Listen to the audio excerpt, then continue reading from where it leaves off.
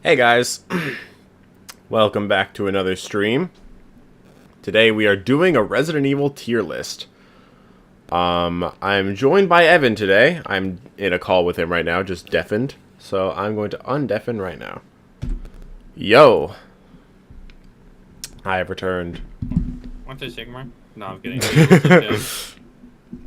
How's it going? It's going great. What about you? Fantastic. I'm doing wonderful today. Hopefully Twitch chat is doing so well today. So Twitch? We're not on Twitch. Twitch is cringe. Alright, Twitch chat, lock in. So, as I said, we are doing a tier list today on Resident Evil. There's 30 games to rank today. And I've played all of them. You haven't played all of them. You played a decent amount of them, though. You've played most of the mainline ones. Yeah, pretty much. You've played most of the mainline ones and a couple of the spin-offs, right? But not very many. Yeah, pretty much. Basically, you played like Revelations, right? My feet into the I played Revelations 1. I beat it once. I literally could not tell you anything that happens after the second act because it was that boring. There's quite a few games that I haven't played in a while that I don't really remember much from, but... Sorry, you go on. They're so peak. They're so peak. Yeah, of course. Too peak, bro.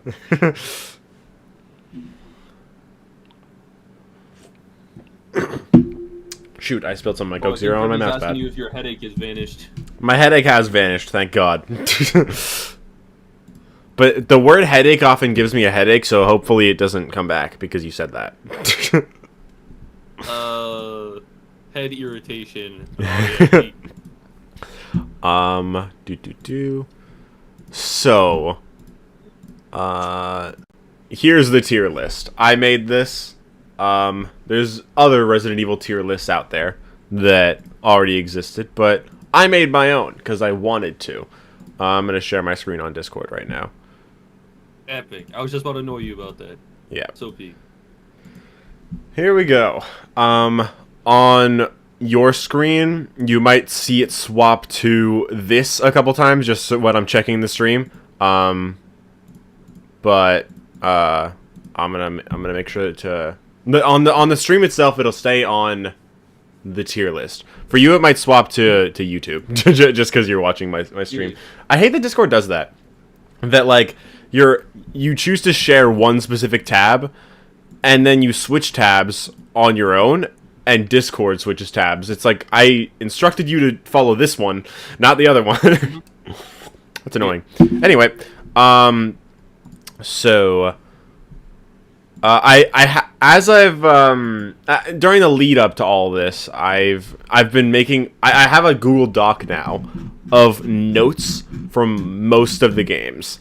I just before the stream, or just as the music was playing, I was adding in my notes for original and remake RE4. I didn't get all of them, but I got a decent chunk. But yeah, there's some games that I don't have notes for. Which ones do I not have notes? I think I don't have notes for Darkside Chronicles, Umbrella Chronicles, RE6, RE7, and RE8. But 6 I talked about in a recent video, so I kind of have some of that stuff fresh in my mind. And 7 is your favorite game, so like I think you'll carry the conversation for that one. Yeah. Okay, I just like to say, so this is Impulse's tier list. So I don't want to like just I'm like pretty much here just to like be a spectator and just give my thoughts on the games. Like I'm not gonna be doing my own tier list. It's just be like Impulse could have a game like S and I'd be like, this fucking sucks. But obviously, like, I'm not disagreeing. It's just my dumbass opinion. So yeah. There's definitely I made like a rough tier list before, just like to make basically just to take a screenshot of it, blur it, and put it in the background of the thumbnail. That's basically what I did that for. But some things are definitely gonna be moved around. So I think that's just about all there is to talk about before we get started. Do you want to get started now? Yeah, I guess let's start off with the very first game, right? Resident Evil 1. So, I technically haven't played the original. I've played the director's cut, but the director's cut has the original as part of it, and then it has arrange mode, which is the part that's different. So I have played the original, and it's fun. It's cool. The thing about it is that it's very old, and you can tell. But the older Resident Evil games, to me, it took me some getting used to, but I do find them really fun. I'm going to pull up my notes about this game specifically. One thing I will say is that while the game is very charming and fun, and a lot of the funny voice acting moments are enjoyable, the voice acting is very bad. It's fun going back to the original, but it's a completely ridiculous game. There's iconic lines, but they're stupid. But it's fun. It's fun. I like it, though. I do like how the remake did keep a lot of them, but not all of them. It changed a couple of them. Wesker, as a character, is overall kind of just a joke in this game. The characters are idiots. Like, there's one moment after the second Yawn fight where you have to go down, like, a hole, and then Barry drops a rope in for you to climb back up, and then he drops the rope somehow, and so you're stuck down there, and you have to wait for him to come back. And, like, I don't know how he does that. He's just really stupid. And then what's even dumber is that later on, after the face-off against Wesker, Jill is like, we gotta go check what he was talking about. And then they go into the room with the tyrant, and then she starts, like, sympathizing with him. She's like, this poor creature. It's like, dude, this is a monster. What are you talking about? And then they end up freeing it because they're idiots. It's like, the characters in this game are so stupid.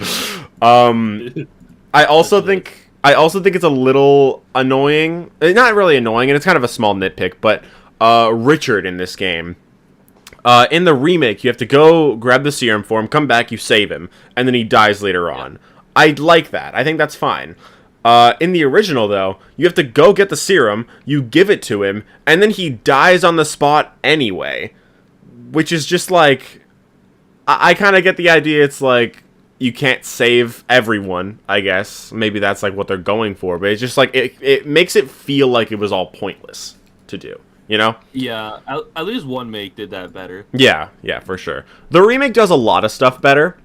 I think overall the remake is it's overall the superior version. There's some funny lines in the original that weren't in the remake that I do. So I did still enjoy playing it for the first time. I've only played it the one time, once as Jill and once as Chris.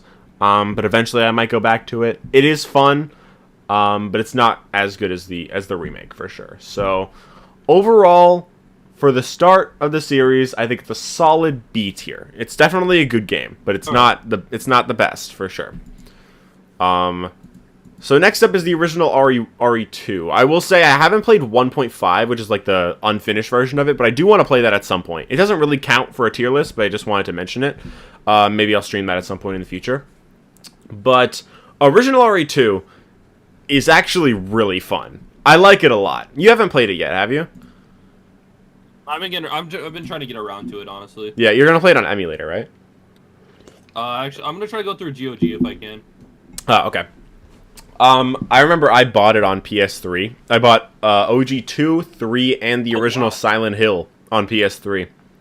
And then I realized that I couldn't stream on PS3 because I didn't have an HDMI splitter yet, so I couldn't stream on PS3 back then. So then I was like, okay, well I bought it for nothing, and then I just streamed it on emulator, and then it was added to PS5 for like $10, and on PS3 it was $5 each, right? So then they were $10 each on PS5. But if you own them on PS3, you got them for free. So then I was like, oh, never mind. It wasn't a waste of money. I saved $10. So awesome. But yeah, RE2 OG is a really fun game. I don't really know what it is specifically that makes me enjoy it so much more than RE1. I really don't know, but it's just so fun to me. I love the snapping system, like the idea of like one thing in the A scenario affecting the B scenario. That's a really cool idea. And I think the A and B scenarios overall are handled really, really well in this game. I love how they actually fit with each other. Like, obviously there's some inconsistencies with, like, item placement and the fact that we don't run into each other more often. But there's definitely... But besides that, I think that overall it makes a lot of, like, canonical sense. Like, they actually fit together very well. And the inverse, like, if you do Claire A and Leon B, it's one story. But then if you do Leon A and Claire B, then it's still similar. Like, a similar storyline happens, but it's still different. Like, I like how they actually are distinct. So it's basically 4 separate campaigns, kind of like RE6, but done in a way better way. And I think that's really cool. Some of the cutscenes, especially with Chief Irons, are also really gruesome, especially for the time. Like, I don't know if you've seen the way that Irons dies in the original, but awesome. It looks really cool, especially for 1998. I love Leon as a character. I think he's definitely better in, like, 4 remake, 2 remake even. But I think it is fun that, like, in the remake, you kind of get the sense of, like, oh, he's really a Boy Scout. I don't know why he thinks that... he's so naive. Like, why does he think that you're going to still arrest people? But you can see, like, hints of that in the original. Like, that still happens back then. And I think that it is really funny. And Leon as a character is really charming, too. Like, there's one moment when... I think it's when you're at the cell with Ben for the first time. And then Leon runs away. And then Leon's like... Why does no one... Sorry, I think Claire calls him then, and then he was like, why does no one listen to me? it's a really funny moment. I will say the relationship between Ada and Leon is definitely not natural. It feels very awkward. In the remake, it's handled way better. It's still a little weird in the remake, like how he trusts her so fast, but in the original, he trusts her way faster, and I don't know why. But... overall, I do think that Leon as a character, Ada as a character, they're really interesting characters. But I do think that the fact that Leon thinks at first that Ada's just trying to find her boyfriend, then she finds out he's dead, and then she kisses him like an hour later. The fact that Leon trusts her after that, it's like, is he that, like, trusting of a person? Like, that he yeah. Is like I feel like if that was me, I'd be like, that's kind of a red flag. Your boyfriend just died and you kissed me like an hour later. I'd be like, bro, calm down a little bit, you know? Like, I feel like you would be at least a little bit more skeptical, but he's just starstruck. Not starstruck, that's not the right word. He's just in awe of of Ada for some reason. And I think it's a little bit less natural here than it is in the remake. The guns in the game are really fun to use for sure. And the zombies actually, like, there's actually dismemberment in the game, which is really fun. Like, with a shotgun, you can split a zombie in half, and then it becomes a crawler, which is really cool. And yeah, most of the guns are actually really fun to use. I like them a lot.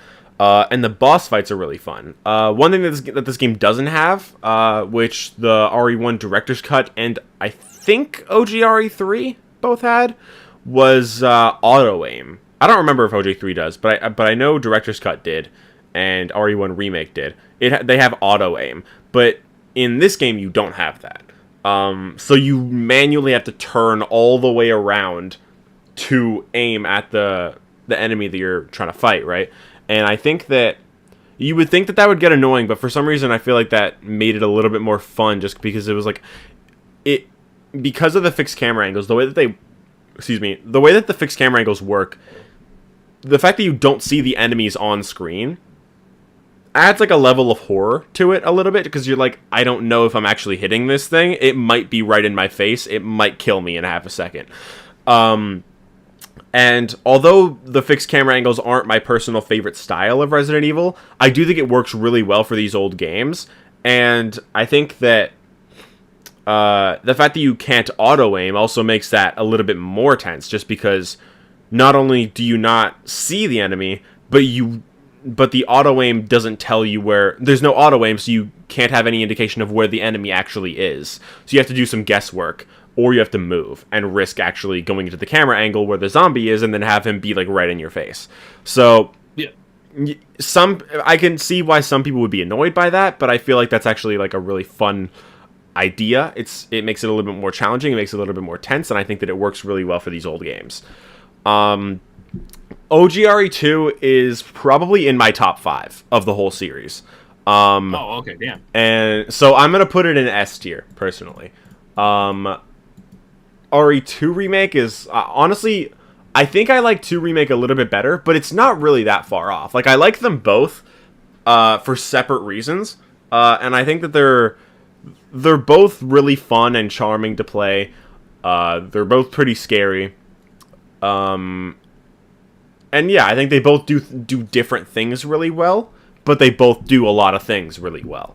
So yeah, I like RE2 remake a little bit better. We'll talk about that later, but RE2 original, one of my favorite games in the series.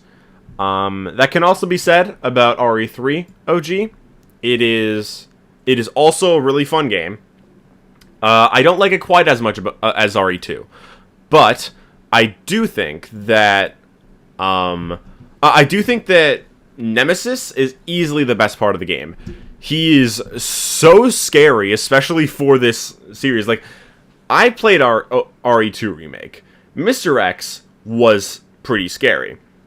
And then I played OG RE2, and Mr. X was not very scary. I also played RE3 remake, and Nemesis was okay. He was fine. He was cool for what he was. But then I played OG RE3, and Nemesis in this game is scarier than any of those other 3. Like, even Mr. X from RE2, Nemesis is terrifying. The fact that he runs at you is already scary. Mr. X in the original RE2 is just okay. Like, he only appears in the B scenario, and he only appears in scripted sequences.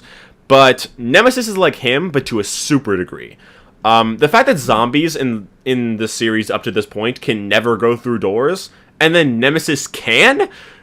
Like, nowadays, that wouldn't be that scary. But, and in fact, RE3 remake makes it so that Nemesis can't go through doors sometimes, which is even stupider. But in the original, the fact that he can go through doors, that's so jarring. Like, you do not expect that. And I think that's one of the scariest parts of him. I think he's really cool. And choosing to fight him is really difficult, but it's really rewarding too. Like, being able to kill him is so satisfying, especially when he gives you an item too. But at the end of the game, when you actually finally do kill him, and Jill does her iconic, "You want stars? I'll give you stars."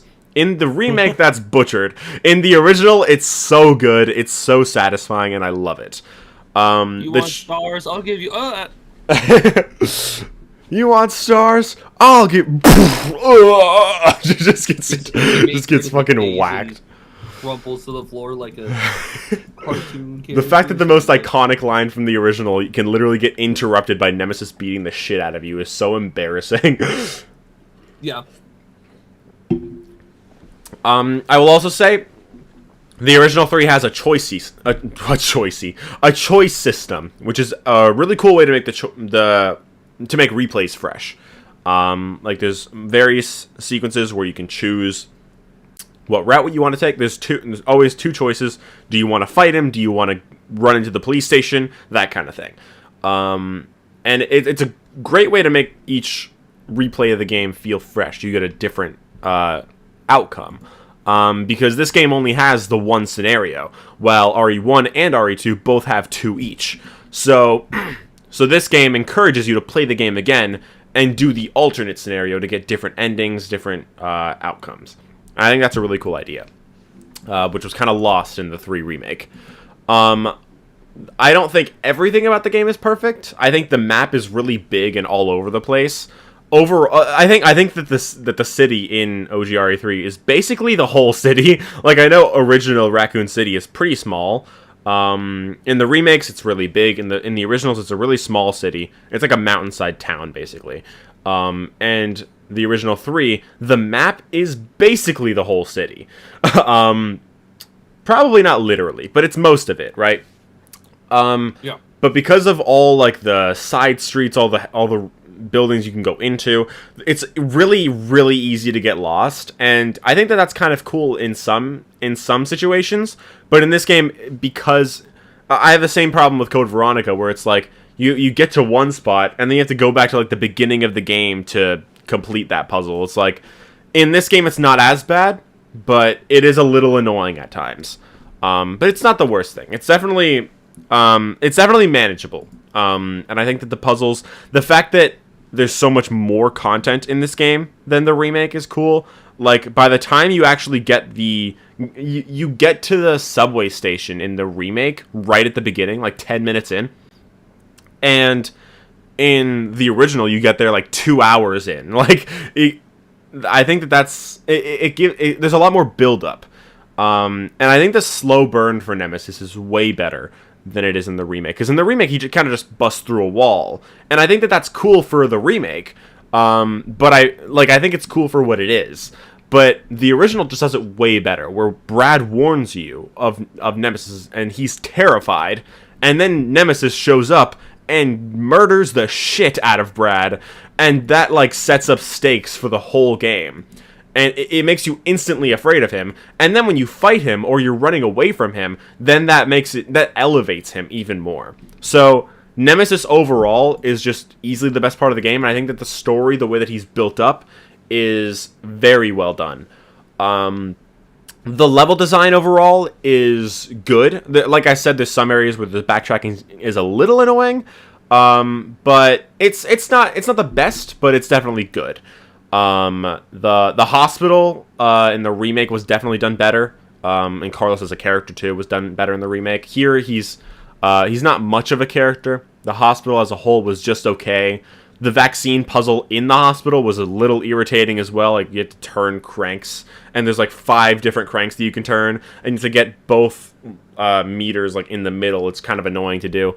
The Dead Factory was a cool area. I would have liked if it was a little bit longer, but I do like it way better than Nest 2 in the remake.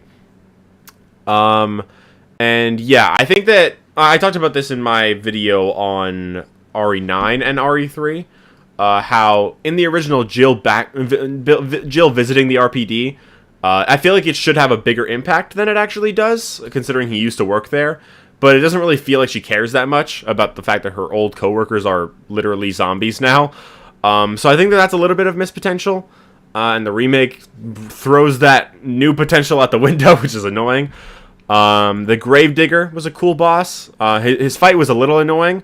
And overall, the dodge mechanic was actually really janky, and I barely used it at all. I only really used it by accident, which is not really how a key mechanic should work in a game. But it's okay. That was definitely another thing that was done better in the remake. But overall, there was definitely some jankiness of the game. Not as much as some other games like Outbreak, as we'll talk about later, but there's definitely a lot to love in this game. A lot that I don't like, or not a lot, but a few small things that I don't like. Overall, I'd put it also in S, but under RE2. It's still a very good game. So yeah, I've been talking for a long time. I know you haven't played the game, but but yeah. So we'll get to one that you have played in 5 games. That's kind of unfortunate. I'm just chilling like a villain, bro. What do you mean? Yeah. Next up, we got Survivor. Survivor is a game. Okay. My best friend, Leon S. Kennedy. Yeah. See, I actually really like the story of this game. I feel like it's actually really interesting. I think that I mentioned this at the end of the RE9 non-canon shenanigans, but I think that it could actually work really well as a remake. Like, if it was like RE7 style, maybe made a little longer, and maybe just made a little bit more modern, I feel like it could actually be a really, really fun game. And I feel like it could work really well. Huh? 4-hour stream, by the way, for RE9. Yeah, that took a while. But yeah, I think Survivor is actually a really good candidate for a remake in the future. I don't think it'll be like one of the next ones. I think it'll probably be one of the ones that they go to last. Like, I think in general, the ones that they'll probably do, Code Veronica and 0, they'll probably do. 5, they'll definitely do at some point. 1, I don't know if they'll do, but they might at some point. And then after that, it's like, will they remake any more? Like 6, maybe. Outbreak, I feel like they could definitely do, especially with Alyssa being an RE9.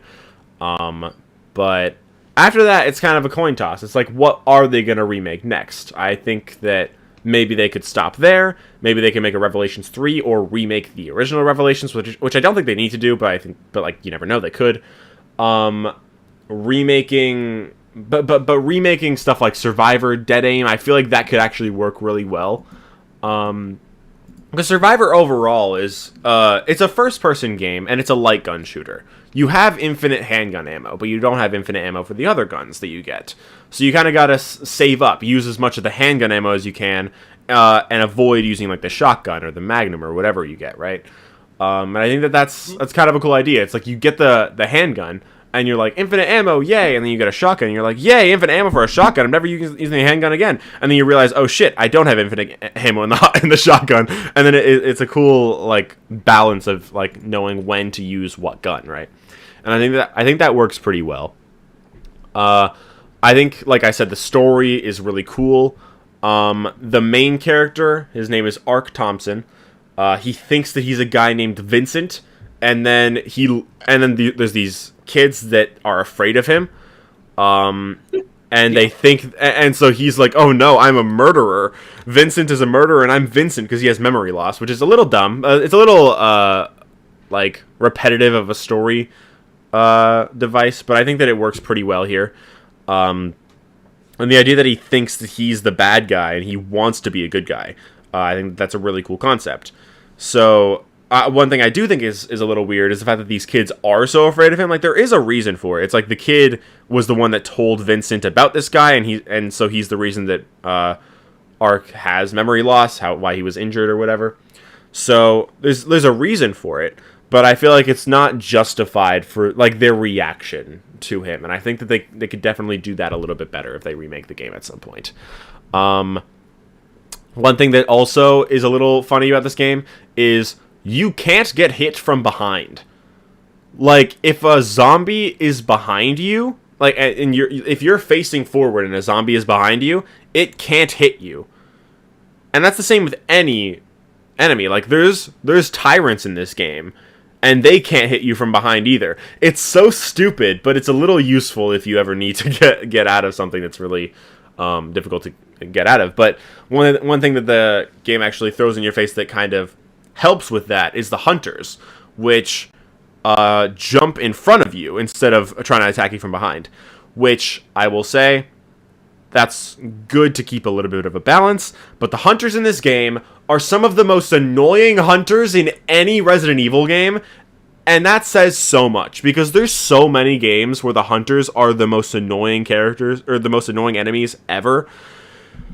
We will get to where is it? We will get to that later.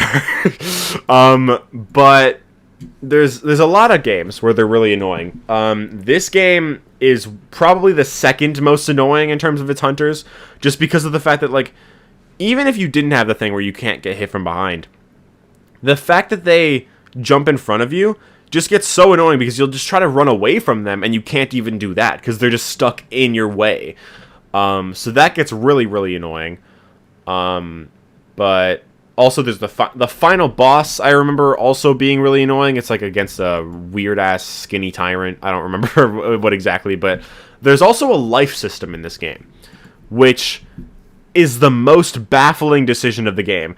Honestly, if there weren't the life system, I wouldn't even mind the game that much. It would be a little bit higher. It wouldn't be very high, but it would be a little bit higher. The life system is just so irritating, because I was on the final boss, and then I died over and over again, and I had to, and it doesn't, if you run out of lives, you have to restart the game. Like, you can't play it again. So I just gave up. I didn't continue. I didn't want, I didn't care enough to beat the final boss. This is one of the many games that I've tried to play and haven't finished. So yeah, Survivor, it's an alright game. It's a C tier game. It's probably towards the bottom of C tier, but I think if they end up remaking it, it definitely has a lot of potential. Maybe they will at some point. I kind of doubt they will, but I do think it would be really cool if they made like a or a first person like RE7 style game with more modernized storytelling. I think that could be great. Surprisingly, it's one of the games that I hope gets remade the most. But speaking of that, Code Veronica is next. I have a love-hate relationship with this game. And when I say that, I mean I love the story and I hate the gameplay in every way. There's very little that I like about the game besides the story. This game has some of the most annoying enemies in the series. I think the two games with the most annoying enemies are probably Code Veronica and Zero. They're just so annoying. Code Veronica especially, though. There's these moth enemies in Antarctica, right? And they're in, like, you have to go downstairs, and then there's a bunch of moths in the room downstairs. In that room, there's blue herbs, because those moths poison you. But if you kill all the moths, they respawn. So, if they get on you, like, they can climb onto your back, and then they'll stay there for a while, and then they'll poison you later. So, that itself is annoying.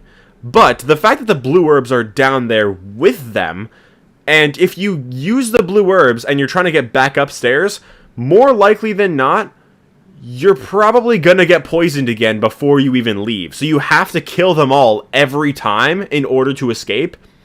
And if one of them gets on you, you have to wait so long before it poisons you.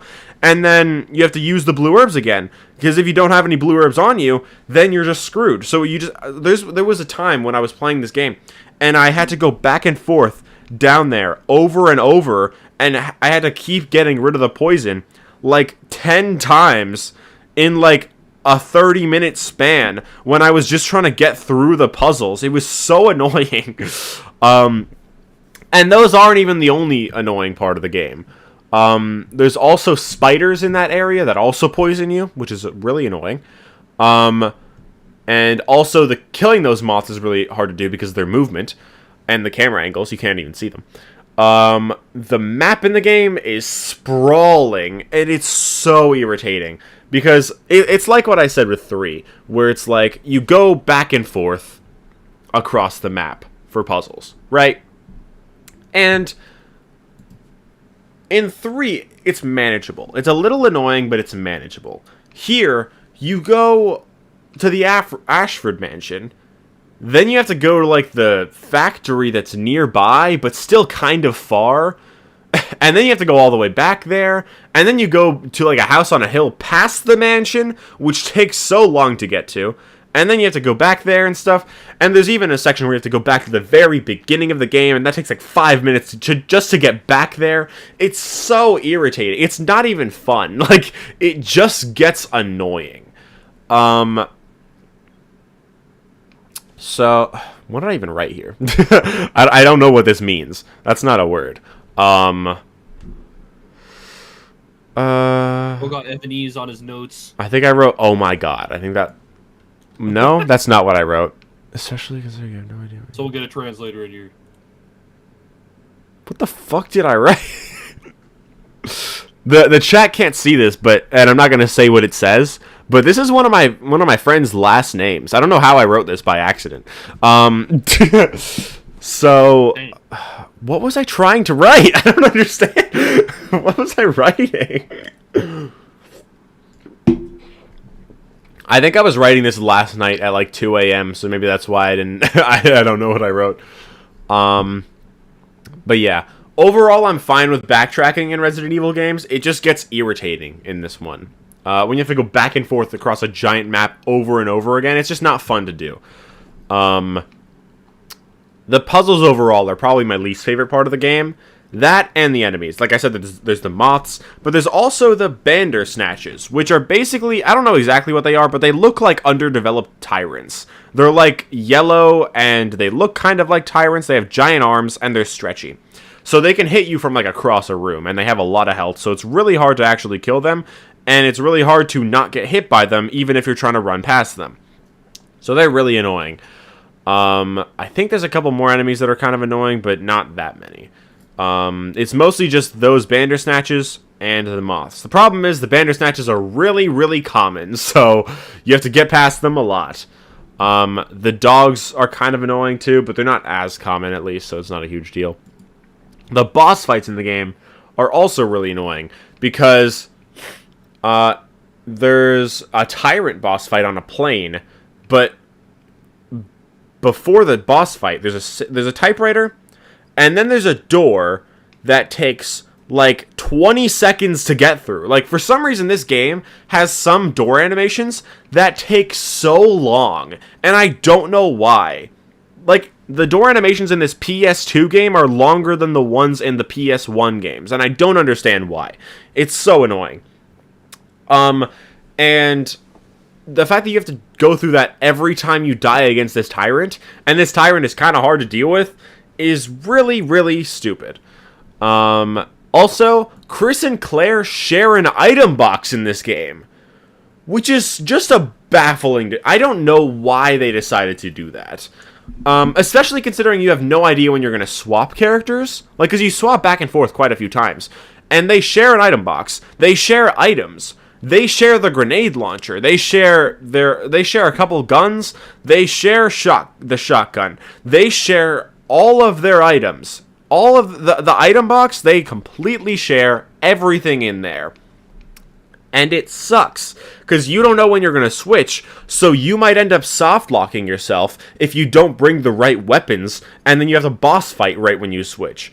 It would just be so much better if it was more like RE3 Remake, where when you swap characters, they have their own item boxes. Like, they don't share stuff. Just have them have their own unique weapons and their own unique items. Everything, that would just be so much better. It would make so much more sense. But nope, they decided to make them share. For little to no reason. And it just makes it, like, you could just easily get soft-locked, which is stupid. I don't think I ever got soft-locked, but I know that it's not hard to, which is just, it's just dumb. The voice acting is also... Huh? Sorry? Sounds like a great game design to me. Oh yeah, it's fantastic. It's just wonderful. The voice acting is pretty bad for pretty much every character other than Claire. Claire's voice acting is decent. Wesker's voice acting is alright. But every other character, especially Alfred and Steve, sucks. The voice acting is ass. It's a little funny, but it's bad. It's like RE1. It's not quite as bad as RE1, but it's worse than every other game in the series, pretty much. So, yeah, so Code Veronica is extraordinarily unhinged. Steve tries to kiss Claire while she's unconscious, right? He does, yeah.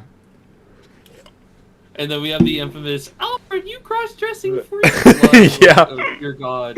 That's not even the right translation. I think, like...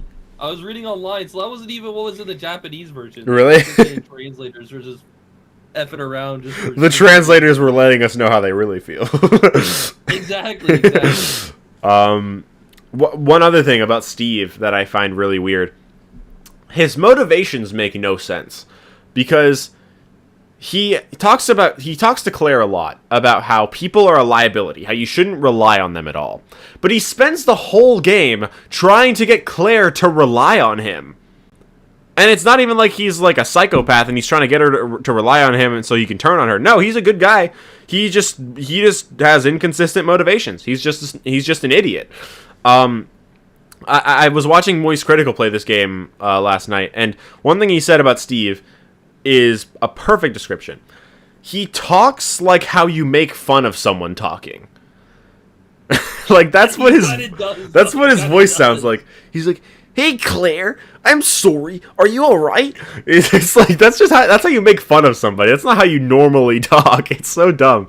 I think that this game is probably the one that could benefit the most from a remake. It has a lot of potential. The story is great overall, but the voice acting sucks. The gameplay kind of sucks too, and I think that there's definitely a lot that they could do better with this game.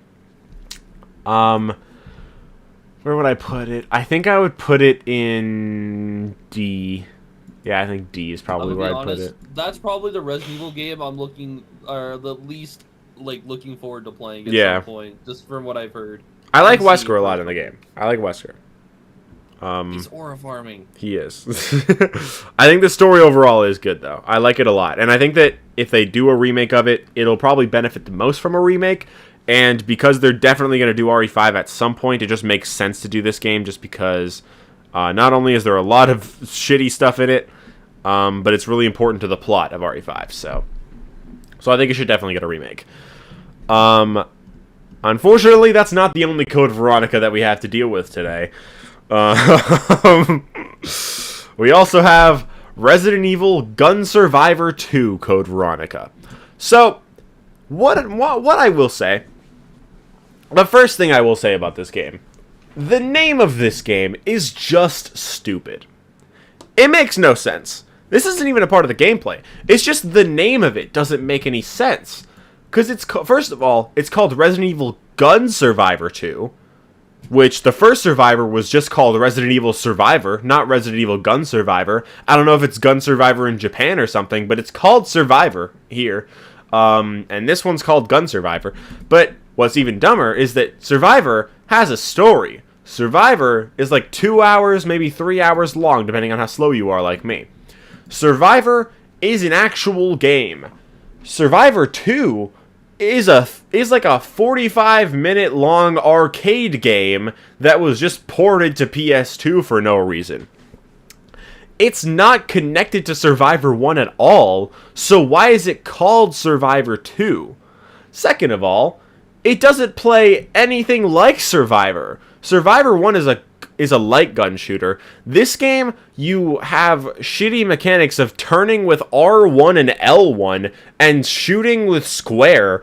It's like the movement mechanics, the aiming mechanic. There is no aiming. You're just like pointing yourself in a direction using R1 and L1 like to turn. It's dumb. The title makes no sense. And the game is ass. This was once my least favorite Resident Evil game. It has since been dethroned, as of like a week ago. But this game sucks ass. It was my least favorite Resident Evil game. I didn't even see, the thing is, the mechanics are stupid. Dodging enemies doesn't work. Like, you can't run past enemies just to get through, to another area. There's arrows pointing you to exactly where you need to go. Which, already the game is holding your hand way too much. But if you go in those directions as fast as possible, you'll still get hit by a licker or two along the way, which is dumb. So, the final bosses of each level, there's 5 levels. The final bosses of each level are mostly pretty annoying. And if you die, you have 3 lives in this game. Again, the life system, that's basically the only thing it has in common with Survivor 1. And the life system in both games sucks ass. It's stupid. The fact that you only have 3 lives for 5 stages is annoying as hell, considering they're not very well balanced. They're just annoying to get through. Nemesis spawns if you take too long, I guess because it was an arcade game and they want people to stop playing so other people could play. But overall, Nemesis being in this game is dumb. Nemesis's mechanics, you can't kill him at all, so that's dumb. He's just annoying. And so either you go off the beaten path to get extra weapons so that you can actually beat the final boss, or, and if you do that, then Nemesis gets you, or you don't go off the beaten path and you barely have any good weapons, so you just end up dying for the final boss, or of each mission. I've only gotten to mission 4. I didn't even get to mission 5. I don't even know what it is. I don't know what happens in mission 5. I was just too annoyed to actually get through it. The game also has no voice acting, which is... yeah. Oh, but Steve's voice actor isn't in the game? Oh, it's a 0 out of 10. Yeah, but the fact that there's just no voice acting at all is just annoying. There's really nothing to like about this game. Most Resident Evil games, even if they're not very good, most of them have at least something to like. This one doesn't. There's really nothing that I like in this entire game. So yeah, that's my thoughts on Survivor 2. It's at the bottom of the list for right now. So let's move on to Resident Evil Gaiden. Another game that is a game it exists for sure. Um, yeah, Gaiden is a game. See, Gaiden has really shitty mechanics.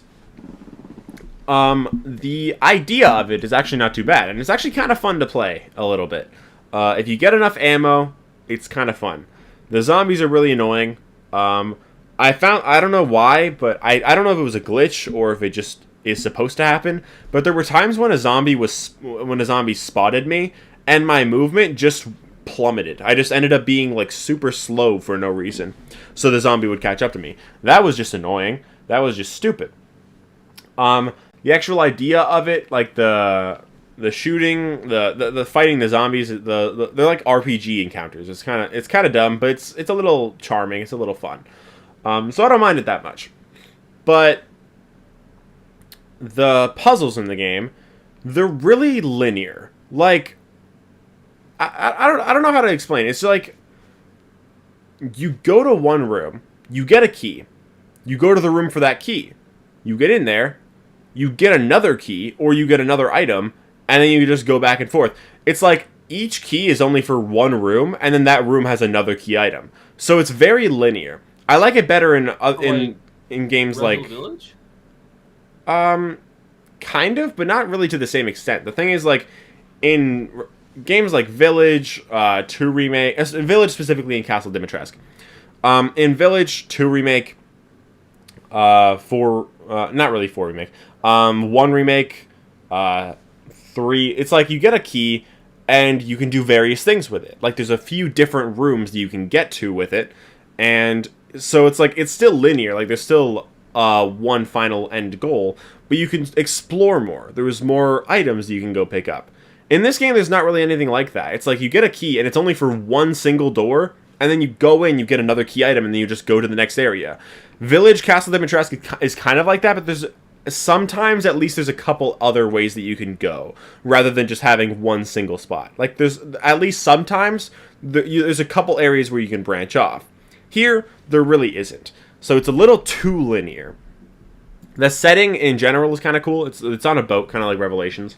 It's all right, but the problem with it is that about 2/3 into the game, the entire boat is completely opened up. Like, you can go everywhere. Every single room is unlocked on every floor of the ship. Everything is open. So, by that point, you just run out of areas to go. Like, you have a whole other third of the game left, and you don't, like, there's not much direction for where you go. Like, there's a little bit, but it just got confusing. I also experienced a glitch where I picked up an item that I needed for later, but then it didn't appear in my inventory. So then when I got to the area where I actually needed it, I didn't have it for some reason, even though I had literally picked it up. And so that's when I stopped playing, and I gave up and never touched it again. So that was just annoying. I don't know why that happened, but it was dumb.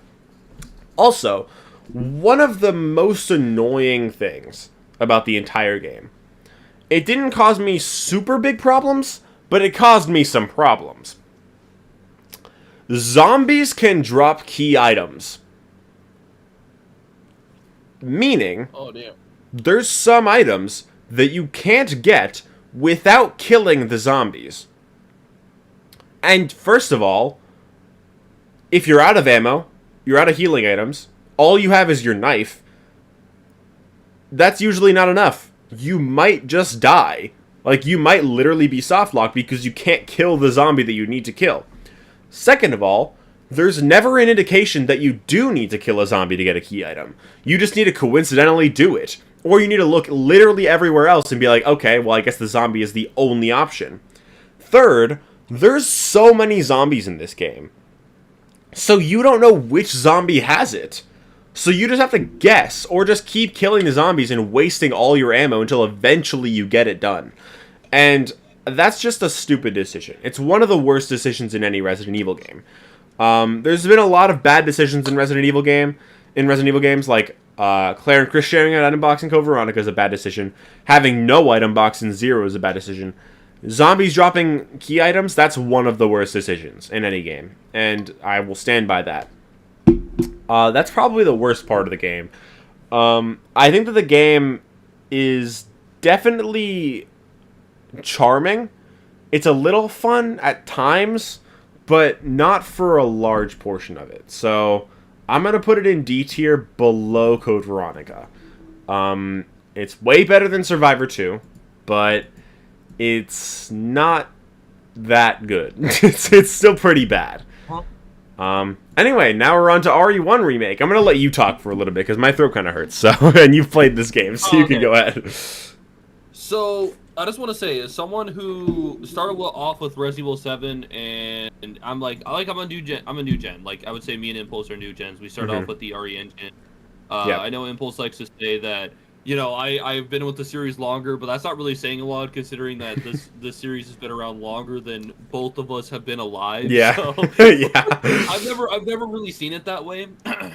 But something I really love Resident Evil 1. So I would say after 7, I don't think any of the games have really like even come close to like making me super tense. Maybe like games on harder difficulties or like the RE engine, whatever. But point is that RE1 makes you feel tense, but like in like a very great like thriller, you know, horror, like zombie, you know, mansion sort of vibe, and I think it just executes that vision ridiculously well. Yeah. I wasn't even sold on like the fixed camera angles and the tank controls at first. Well, I guess it's not really like tank controls since it's the alternate version, but whatever. My point is that honestly, I kind of prefer the game... tank controls over the alternate version, just because like when the camera angle switches and you're using the joystick, then you have to like change which direction you're facing because that gets kind of annoying. So honestly, I've gotten so used to the tank controls, I kind of just prefer that.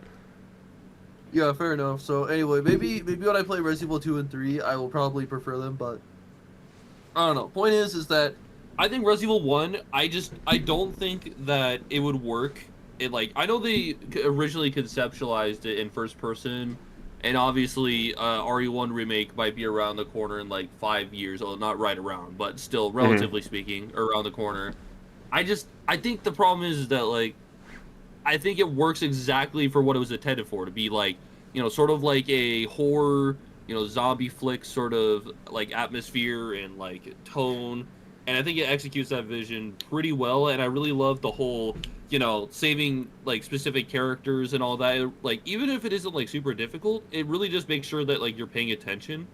And I think that's really cool. Plus, it has 6 total endings, even if like 2 of them are like completely irrelevant and like 2 of them would completely suck. But Yeah. I don't know. I really enjoy RE1. I don't think it's like my favorite or anything, but like I think it's a really cool game and I really like it. Yeah. I like it a lot. I am one of the advocates for a remake of the game. I can see why people don't want one, but the thing about the remakes is that after playing the original 2 and 3, I know that they change stuff for the remakes, for better and for worse. So I think that in RE1, yeah, I think for RE1, there's definitely a way that they can make it work in a remake, and I do think that it honestly makes the most sense for the direction that they're going, mostly because of RE5, because it's kind of important to the story, and I just think that like you've been saying, they kind of are shunning the original games. Like they allowed you to play them, but they're not really embracing them. They're embracing the remakes. And I feel like because this game kind of has the same mechanics as those original games that they are kind of ignoring, I feel like it makes the most sense for them to remake it again, just because it like in the modern controls. I talked about this with you a little bit. I don't think that they'll do this, but I think that if they do remake RE1, the best case scenario would be that they do something kind of like RE9, where they allow you to choose the perspective, whether you have it be third person over the shoulder or fixed camera angles. I feel like that could work really well. I don't think that they're really willing to do that, but I think that it can work really well, and I would really like that. Yeah. I think the fixed camera angles definitely work really well for this game. I think that exactly. I think that if they rework some stuff, they can definitely make the over the shoulder view work really well. Like in the same vein that they did, like with RE2, it works really well, right? And I think that they can definitely do that well with RE1, and I hope that they do. but I can see why a lot of people don't want them to. I think this game is very, very good. It's not... I'm a little lower on it than a lot of people are. I don't think it's, like, top 5 Resident Evil games. I don't know for sure if it's top 10, but it's definitely top 15. It's in the upper half. I don't know exactly where I'd place it. I would put it in A tier for sure. I wouldn't personally put it in S just because I am a bigger fan of the more modern style, like the over-the-shoulder view. But I do think that the fixed camera angles and the tank controls work really well for this game, and just for all the older games. But especially this one, I think that it does a really good job at utilizing that. And I think that they can make the over-the-shoulder view work for sure. I think that definitely can work. I just think that for this game specifically, it works really well in this perspective. I think overall this game does pretty much everything better than the original. I do think that I like that your actions actually have consequence. Like, I think that is the case in original RE1 too, but I think that this game does it really well, where it's like, if you don't save Rebecca, then she'll die. I remember when I played this game for the first time, Rebecca wasn't with me when I faced off against Wesker, because I guess I let her die somehow. And then I was looking at another playthrough of the game, and I saw her there with Chris and Wesker. And I was like, what? How did that happen? Like, I didn't know that I'd done something wrong, like, that got her killed. And I think that it's really cool that your actions actually have consequences in this game. I will also say that this game looks incredible for the time. I think the characterization of Chris, Jill, and Wesker is actually really good. I think it's really fitting. And it works way better than the original. They're not all idiots in this game. What else? Yeah, like I said earlier. Like, to add on top of that, something I really like is that, like, you can tell that. I'm assuming this is the case for Chris. It's just I've only played as Jill. But even like when Wesker is like, oh yeah, like kind of talking shit about Barry, like behind his back, like you can tell that Jill is like kind of like on the fence. Like, this is kind of weird for Wesker to do. You know what I'm saying? And like even when like Barry's like doing his thing, like you can tell Jill isn't fully sold on him being like a villain. And like even if I didn't know that you're supposed to save Barry and whatever, I think I 100% would have saved him, because like the cutscenes and like the build up to all that stuff is so well done. Yeah.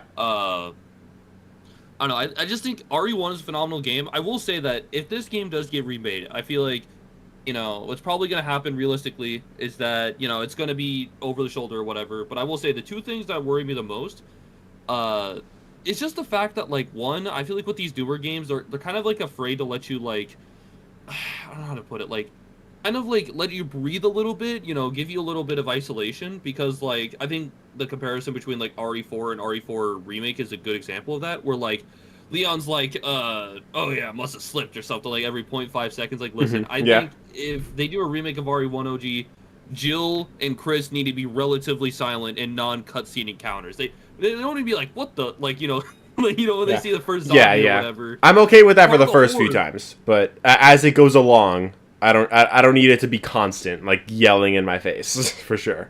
Well, here's the thing, Impulse. Do you remember what Jill and Chris say when they encounter the first zombie? Not off the top of my head. Nothing. That's the point. It's your reaction to those zombies, not the other way around. Right, okay. Like, you're basically in those characters' positions, and I think that's part of the reason why I love Ethan so much in RE7 compared to 8, because, like, in 7, Ethan really isn't like a main character, kind of. Like, you're pretty much just like, I don't know how to describe this. Like, pretty much just like he does his thing every once in a while, and for the most part, it's pretty much your story. You know what I'm saying? Yeah, like, he's a stand-in for to, like, you. Yeah. Exactly. He's a stand-in. And I think RE1 also does an excellent job of this, and RE4, I feel like they kind of lost out with Remake, and I know a lot of people were fine with that, but for RE1 specifically, it needs to be like that. Sure. I think that it works to have... Yeah. I think it definitely works to have at least, like, have the characters still be characters. Like, I know you like Ethan in RE7. I don't mind him. I do wish that he talked more, but I don't need him to be constantly yelling or freaking out about everything. It's just a little weird how completely stoic he is about the entire situation. But they definitely overcompensate on that with Village.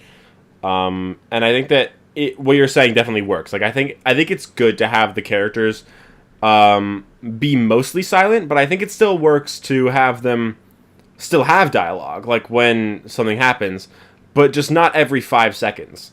Like you said with Leon, like he doesn't need to keep talking every time he kills Ganado in RE4. But he kind of does, and I don't mind that much. Every other, I would say. I don't mind that much, but I don't think that it's necessary, especially for a game like this. Well, because with RE1, because this game is supposed to be like, okay. I feel like when people hear like, oh, it's supposed to be scarier, like they think of like, oh, people's guts being ripped out and like, oh, jump scares galore. I feel like people kind of forget that like a good like horror atmosphere is just as good as like something like RE7 where it's a lot more in your face. Yeah. And like, dude, RE1, dude, I would like that actually was probably like at least in my opinion, the second scariest game in the series. And I know, like, people will be like, oh, but scary is subjective and probably disagree, but, like, its atmosphere is fantastic. Mm-hmm. Like, going into the spider room, I will never forget being like, what the frick? Like, that's something that, like, that is cannot be replicated with an over-the-shoulder perspective, you know what I'm saying? I mean, like, I think it's like a cutscene. Yeah, I think it would probably just be a cutscene. I think that's fine, but like, I get what you mean, though, yeah. Because, like, you don't have control over it, it doesn't have the same effect, But, I don't know. Plus, I really hope they don't butcher Jill because, like, her writing... I know a lot of people will be like, oh, but her outfit and her face, listen. I feel like her face is fine. I just feel like her outfit was a little too generic in 3 Make. As long as they, like, keep that part faithful because her Stars outfit's, like, actually pretty decent in RE3 Make. Yeah, I like that outfit, just, her personality needs to be toned the fuck down. I'm not gonna lie, because she's a dick to everyone in RE3 Make. Yeah, she is a little annoying in RE3. I don't mind her as much as other people, but I don't think that she's the best. But I think that if they do remake RE1 again, it makes sense to explain that behavior was because she was traumatized. Like, that doesn't make it more enjoyable in RE3, but I think it makes sense if she's not like that in RE1, and she gets to be more like that by the end of RE1, just because, like, as a reaction to everything, rather than just that being her personality from the get-go. Well, the reason why Jill's so lovable, in my opinion, is because, I would say her and Chris especially are, like, super level-headed, and, like, they're really smart. I think that's part of the reason why they were such beloved characters at the time. Like, I know a lot of people kind of dog on Chris because of his, like, more recent appearances not being, like, the greatest, in my opinion, but, I don't know, I just feel like, at least, like, Chris and Jill, like, RE5, like, in, like, beforehand, like, they were, like, really well-written characters, at least for RE standards. And they lost a lot of that charm going forward. Yeah. Like in either the remakes or 7 and 8, because Chris is just not the same guy. Yeah. And in 8, he's just a meathead. Yeah, bro, someone needs to fire the freaking RE8 and 9 writers, bro. What else? Yeah, like I said earlier, I like how Richard doesn't die after you give him the serum, how he just gets killed later. I think one of the things that I think that this game does really well is the build-up. I think you mentioned this briefly before, but Barry's build-up in terms of like him betraying Jill, I think it's really well built up in this game, especially compared to the original. He's actually much more suspicious, and the mystery of like what he's doing and why he's doing it, to me, is just much more interesting in this game. Yeah. Plus, his suspicious activity isn't entirely two-dimensional. It really keeps the story going because you really want to know, like, why he's doing this and what's going on. And it's nice to know that he's still a nice guy by the end. Yeah, like, he's not evil. Awesome. Yeah, exactly. I feel like that's something I love about OGRE1 is that every character doesn't feel superficial. They have, like, their, like... I know, like, people kind of dog on Chris for, like, feeling superficial, but I think it's just because they didn't give him enough charisma, if I'm being honest. I don't know if it's, like, the voice actor or something, but, like... If you think about it, like, Jill and Chris kind of serve the same role, but Jill just kind of works better for some reason. Mm-hmm. I don't know. I like the story of both paths. I will say I like that... I like Jill's story a little bit better, but I like how Chris's ties into the overall story, just because, like, it explains the rivalry between him and Wesker a lot. I think Yeah, that works I think really it's well. really interesting because I didn't realize like Wesker or like Chris was like Wesker's favorite. I guess. I never really like. I don't know. Maybe it's because I didn't play the older ones, but I didn't like really like I didn't like fully click with that until I played that game. I find it funny that Wesker just inexplicably becomes British later on. Yeah, just like William Afton. Yeah, in Zero he's British, and that takes place before RE1, and then in RE1 he's not British. It's really funny. Yeah. I think one thing that the game is a little lacking in is its endings.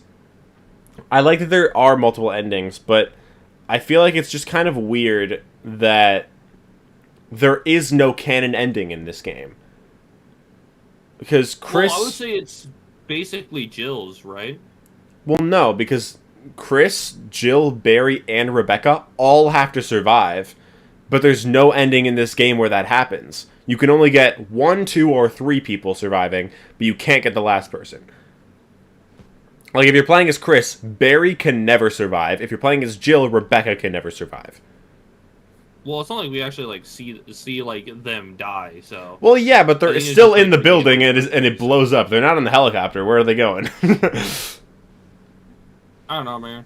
Yeah. It's just a little goofy.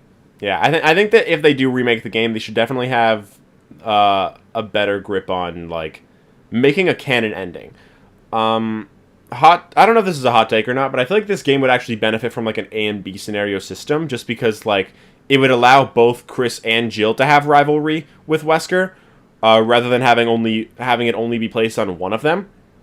It allows the Barry storyline and the Rebecca storyline to both happen, and it allows Chris and Jill to both be in the mansion at the same time, which I think is cool. And maybe they can even interact more. And then, like I said, it can then lead to an actual canon ending, and I think that would be great. I don't know if they will do that, but like if they do remake the game, I don't know if they will do that, but I think that that's probably a good idea. Just because in the back in the day there wasn't the internet really for the most part. So there wasn't as many people being like, "Hold on a minute, there's no canon ending here." But I feel like nowadays, if they actually remade RE1 again, people would probably complain about that a lot more. So I think that they should definitely make an actual canon ending to the game itself if they remake it. I mean, I feel like you're looking like a teensy bit too into this because you got to remember like RE1 isn't like a traditional Resident Evil game. It's more like like a I mean, it's prototype for what the rest of the series it is the gonna be, baseline for and- traditional Resident Evil. Well, here's the thing though, like it definitely is like insanely different for the rest of them. Like you can Mhm. even argue that it's like pretty like alienated compared to the rest of them. Yeah. So I don't think they really like. I know you keep concerning yourselves with like a canon ending, but you got to remember, I don't think it was like other than like some small stuff in like the remake version, they weren't really trying to like concern themselves with like a quote unquote canon ending. And Yeah, even, I'm just like, saying I think it would be better if they did do one for the remake. If they remake it. I think it just makes more sense they logically. retconned a bunch of stuff anyway, so I don't think think like getting like on-screen survival of Barry and Rebecca combined really matters at that point, bro. I feel like It doesn't- it's looking into it a little too hard. I It guess. doesn't matter that much, but I do think it would just be better overall. I mean, this is the series where Wesker was like running off a wall in Code Veronica. I don't think it's that deep, bro. All right.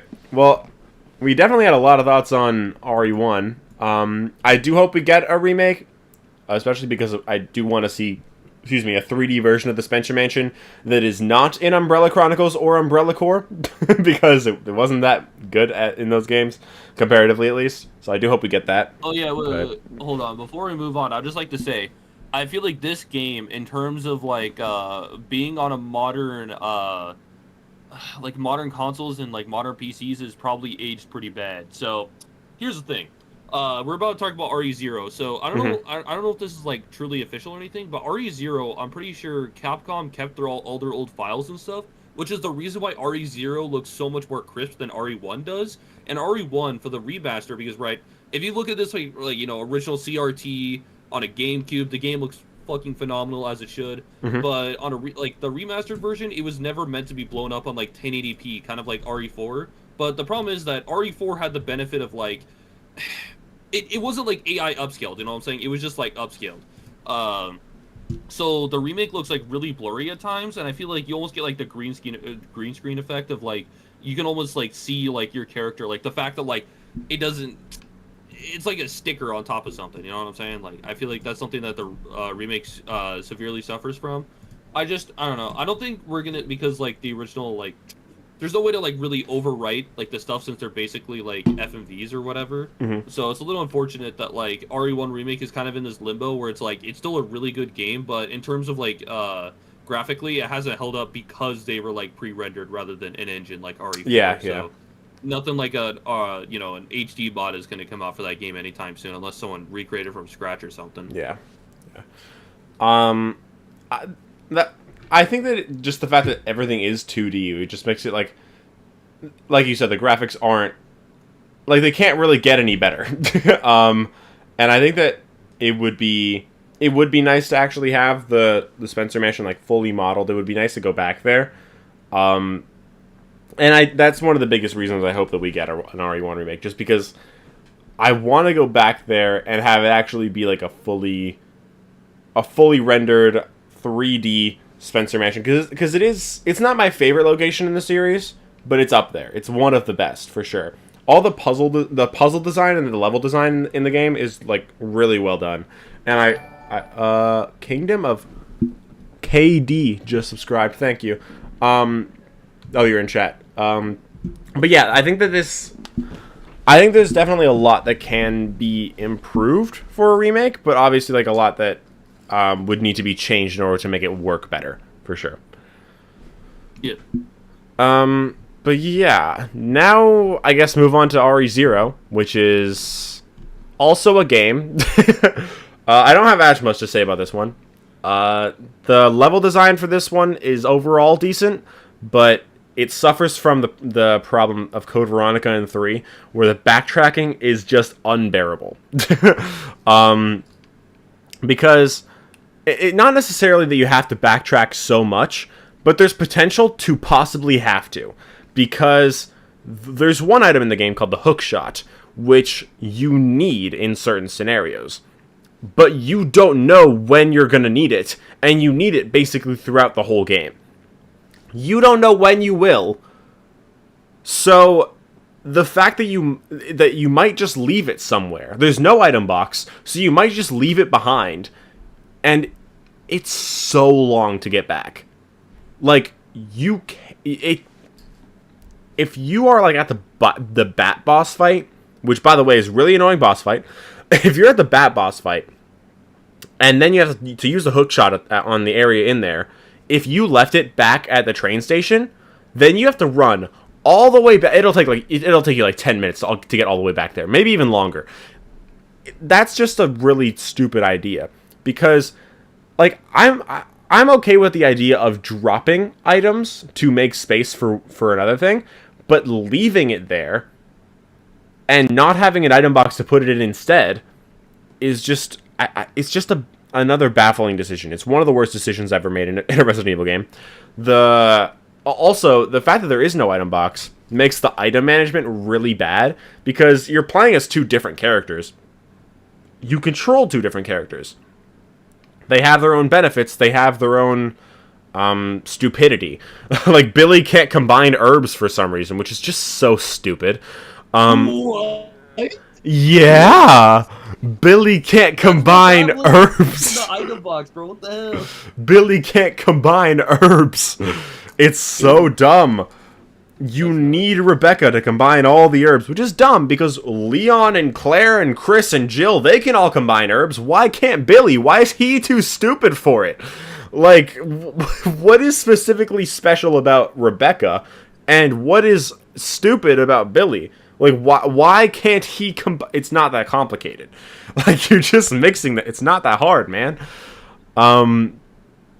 So yeah, I think overall Billy and Rebecca are good characters, but their game mechanics are a little annoying, and having to play as both of them is kind of awful, and like the item management between them is dumb. The shotgun and the hook shot also take up 2 spots in your inventory, which is not good when you have only 6 spots in your inventory.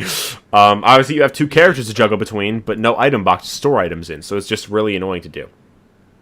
James Marcus is a cool character, but he's really, really over the top, and the voice acting is really goofy. The return back to the RE2 lab is really cool. It makes me wonder. I think Serpent Lord mentioned this when I was playing RE0 for the first time, but that might have indicated that maybe they were testing out like that area for a potential RE2 remake in the style of the RE1 remake, which we never ended up getting, but that would have been cool. I could definitely see them like maybe having done that, but they didn't. But yeah, this is other than that, just the enemies are really annoying. That's probably the biggest thing that I don't like about... Not the biggest thing. There's a lot of things I don't like about this game. It's not horrible, but it's not great either. The enemies are really annoying, especially the leeches, the monkeys, the frogs, and like I said, the bat boss. The leeches as a concept, I'm not really a big fan of them being responsible for the zombie outbreak, but I can get over that. It's just, I don't like them as enemies especially. They're just really annoying to deal with. So, RE0, I'm going to put in C tier. It'll go above Survivor, but not by very much. Next up is Dead Aim. Again, I don't really have very much to say about this game. It's the first game with the over-the-shoulder perspective, which is really cool, but when you aim, it switches to a first-person light gun shooter perspective. Which is, like, there's quite a few games... It's definitely a decision, yeah. There's quite a few games in this series where, like, where it's third person, but you aim and it becomes first person, like Mercenaries 3D, Umbrella Corps, and that ends up being really annoying. It's also a setting for some of the weapons in RE9. Luckily, you can turn that off, but I just don't like that idea. It's just kind of annoying. It's also weird. It's really dumb. Yeah, it's just not. It's really jarring. It's also jarring in Code Veronica because there's a rifle in the game, and it's obviously it's a 3D game, so it kind of makes a little bit more sense than games like RE1, which is probably why those games don't have rifles. But in Code Veronica, there's a rifle, and it's a fixed camera angle game. But when you aim with the rifle, you get a first person's perspective, which makes sense for a rifle, but it's kind of weird for that style of game. In like a third person game, switching to first person for a rifle isn't that jarring, at least if there's a scope on it. But when there isn't a scope, it's kind of annoying. Or not annoying, but it just feels weird, like an RE4. I'm not a huge fan of it there, but... Yeah. I mean, like, I don't know. I've never really... Okay, here's the thing, right? I've never really liked third person, like, in particular. But I will say that I would rather a game exclusively be in third person or first person over third person, you know, ADS with first person. It is the single worst trope in a video game, and I hate it every single time, because with third person, you get that wider field of view, you know, you get that more, like, intimate, you know, like, esque nature with, like, you know, you're like, right over the shoulder of the character you're playing as. So even if it's not my thing, I get it. But then it's like, what's the whole point if when you're aiming, you don't even get to see the character? And then it's like, you know, the wider field of view is useless, sorry. Because every single time you aim, you throw it out the window. I don't know. I just want to quickly rant about that. Yeah, I don't really like it very much. I think in this game it works kind of okay just because it is a light gun shooter, but it just feels a little finicky at times. And weirdly, R1 is the button to aim, and then R1 is the button to shoot. You can't just naturally stop aiming. The only way to stop aiming is to move, like to start walking, which is really weird. But yeah, you don't have infinite ammo in this game, so it's the only light gun shooter where you don't have infinite ammo, I'm pretty sure. And it's not a huge deal. It's a decently designed game. Like, the puzzle design is not too bad. The story is really forgettable, in my opinion. I think the villain was kind of cool. The villain was basically a dude who just wants everyone to look beautiful, and then I think he becomes a woman.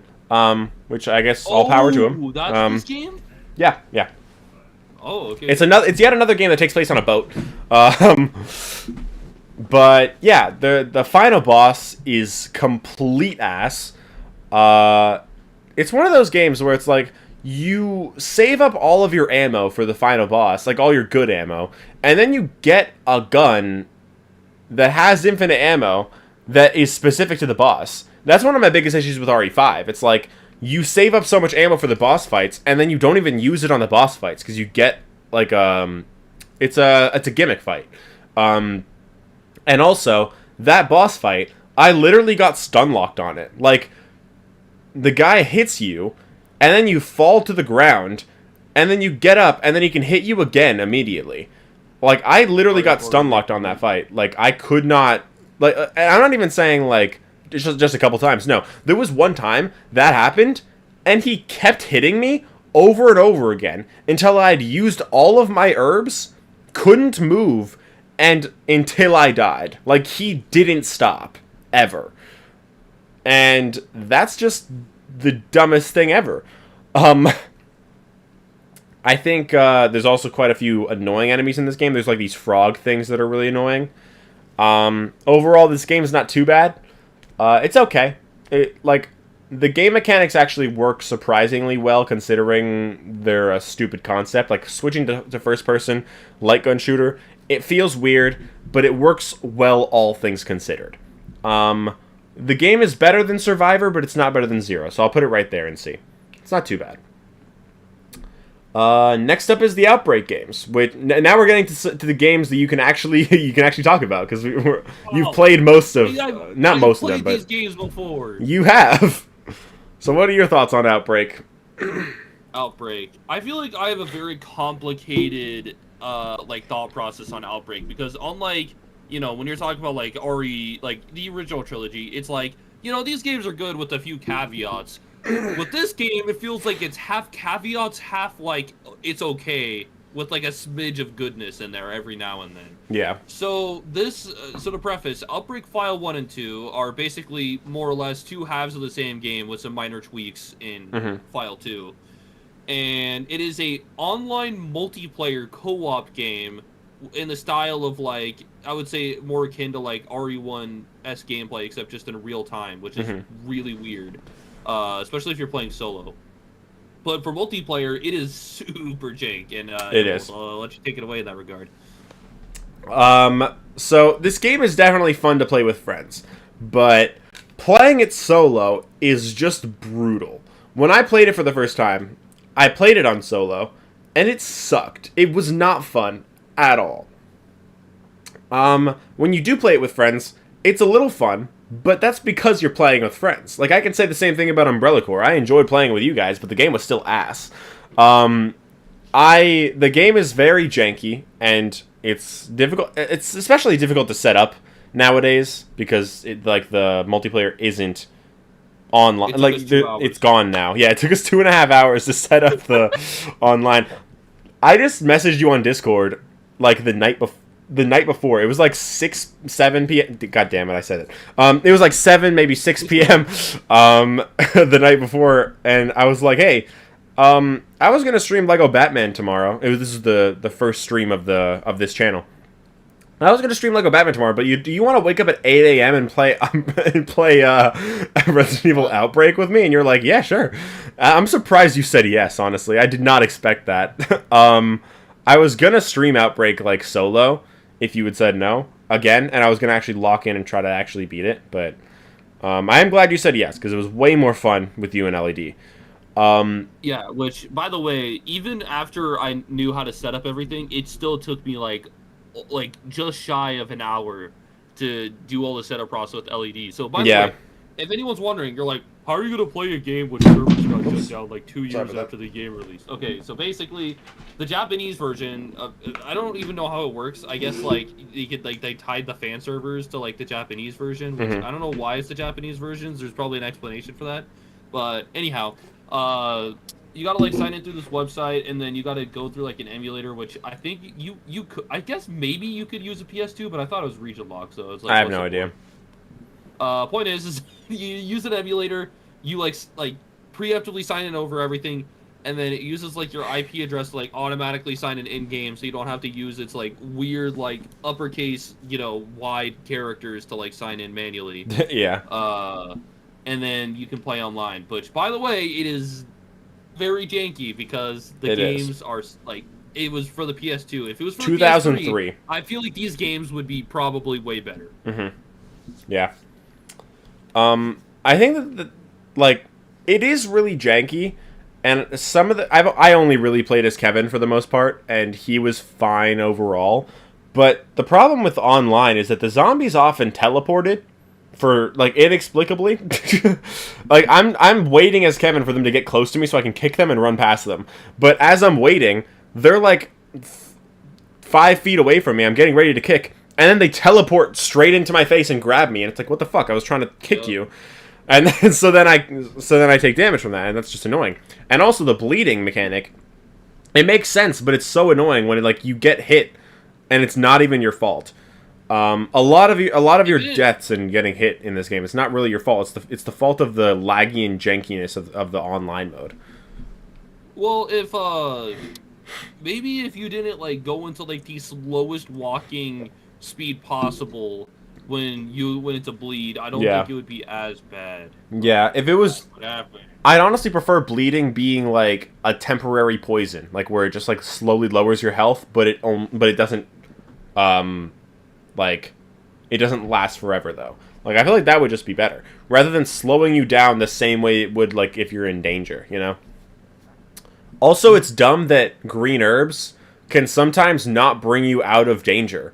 Like, there were so many times when I was on danger, I used a green herb, and I was still on danger. It didn't even bring me up to caution. And I was like, dude, I'm trying to survive here.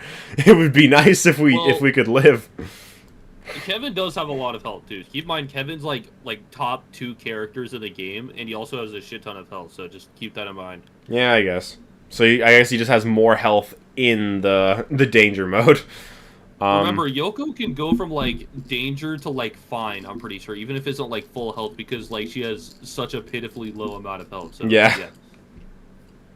I do like that the characters are actually, like, they're very unique amongst each other. I like that they all have, like, their own benefits and stuff. I think the general level design of this game is kind of cool, but it's annoying to try to figure out the puzzles. The puzzles in general are just annoying, not because the puzzles are hard, but because you're trying to solve them while your virus gauge is going up, and the janky, annoying zombies make it go up even faster. So just over time, you're trying to solve the puzzles while you have a limited amount of time, and then your time just shortens because the zombies are so annoying, and they keep hitting you. I think that the game is fun when you know what to do. Yeah. But like, it's basically like the game wants you to fail first, which is not how games should work.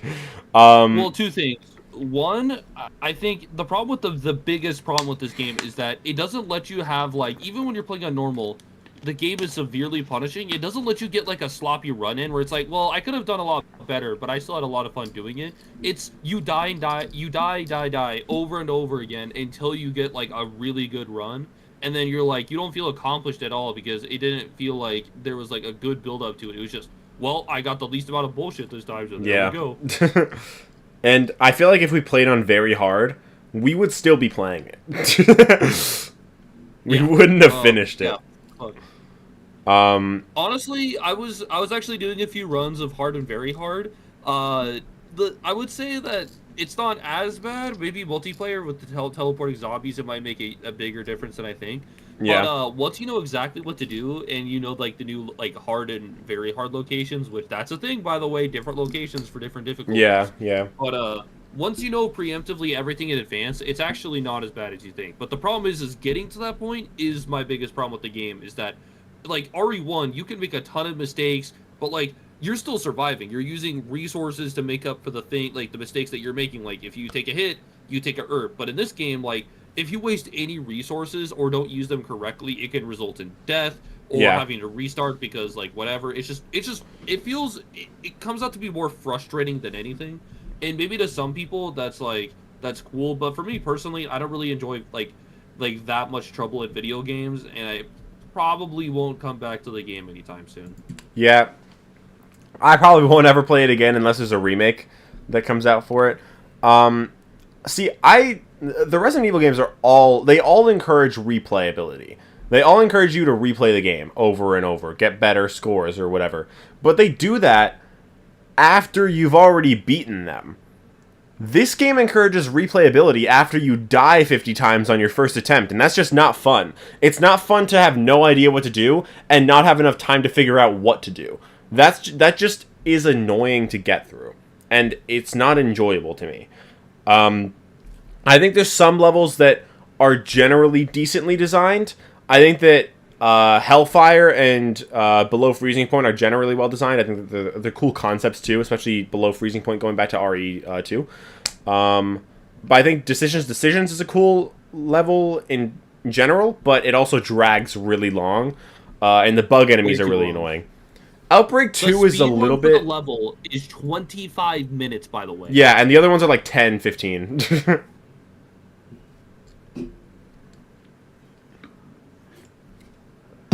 Outbreak 2 is still a little bit janky, but not as much. And I think some of the levels, especially the first one, are much more creative. But it still kind of has the same problems as the first game, and the levels are less well designed, honestly. Like, the mechanics are a little better in this game, but the levels are better in the first game. So they're kind of the... I don't really prefer either one over the other. I agree. Because here's the thing, right? The zoo level, which I can never remember the name of, good lord.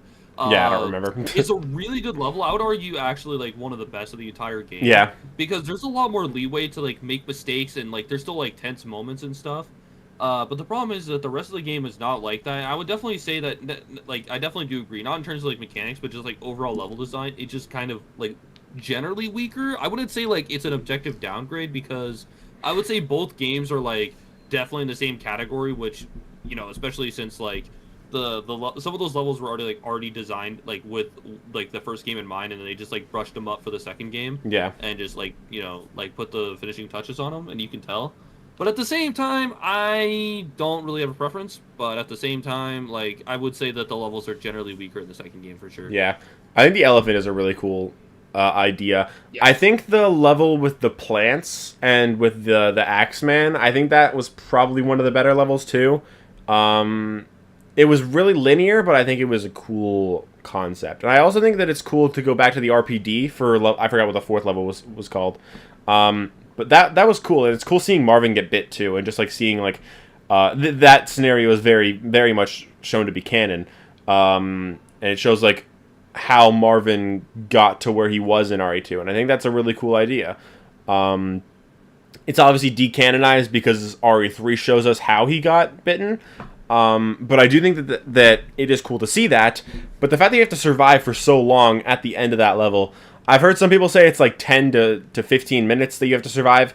I've heard that it's maybe like 50 zombies. I think it's based on how many zombies. I don't know how many zombies it is, whether it's 50, 20, 25, something like that. But I know they have to kill a lot of zombies, and it just takes way too long. We didn't even beat it because it took too long. We didn't beat the last level either because it also took too long. Some of the levels just kind of drag a little bit too much, but overall, I think they're great concepts, and I do actually hope that they get a remake at some point. Honestly, I'd prefer if they just remade it in one game, just made one game with both games, or perhaps just like make its own new game called Resident Evil Outbreak, but with original scenarios rather than the ones from those games. I'd be fine either way. I mean, I think what they should do is like low key like make a file 3 that has like 10 scenarios and then just remaster the first 2 games with like a duology with like full online support, because like I don't know, man, I don't think we necessarily need a remake for each and every game. And like I know it's not perfect or anything, but like I mean that experience still exists, and it's like the remake would be pretty much like more or less overriding it when those dev sources could be put to something more original, you know. And it's like we already have like a bunch of like, because it's like you think about it, right? The RE2 thing, like they would have to completely gut that section, like the lab section, because that's not what it looks like in the remake. So, yeah. I don't know. I mean, they would have to. They would just like change it to match the RE2 remake, I guess, if they could. I don't know. I think it would be cool to remake them, especially because we have Alyssa in Requiem now. And I think overall, it probably deserves a remake just because there is a lot of stuff that just doesn't work very well in it. Although I don't like Resistance, and we'll get to that later, I feel like some of the mechanics in that game are kind of taken from Outbreak, and I feel like if they made an Outbreak remake that could take some of those mechanics that they adopted for Resistance, just make them way better. And I think I don't think it should be a priority remake, but I feel like eventually it would be something. It would be good for them to do it. So I'm gonna put both Outbreak games in C tier. I don't know whether above or below Dead Aim. I'd say above, but marginally. Both, they're kind of on the same level. Outbreak 1's not really above 2. They're kind of about the same. Anyway, before we talk about RE4, I just got to go to the bathroom, but I'll be back in just a little bit. Okay. You can entertain chat, or you can stay silent, but I'm just going to mute. Dang. Man, chat.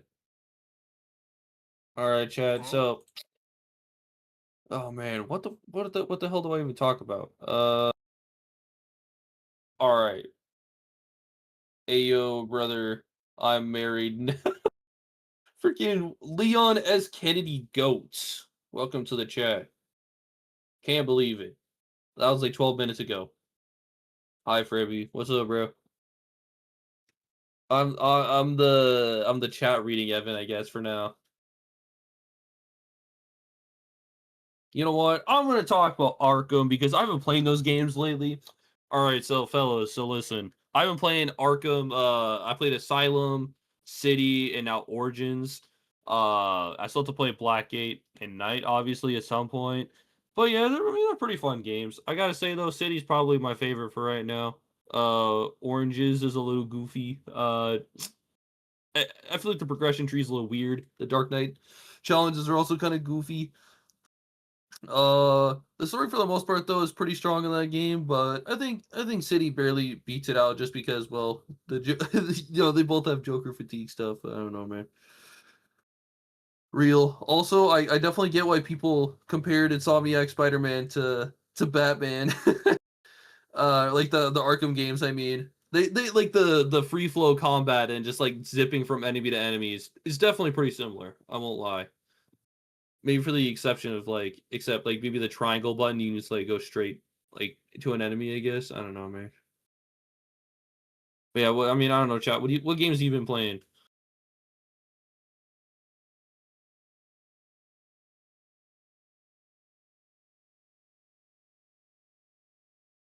Oh yeah, well, also we have the Steam Spring Summer. Freaking, I'm tired. Sorry, I woke up like 10 hours ago or some shit. The spring sale on Steam back. is right around the corner. Whoa, what's up? I was just yelling racial slurs. Oh, okay, cool, awesome. You're getting banned. Love the representation on my channel.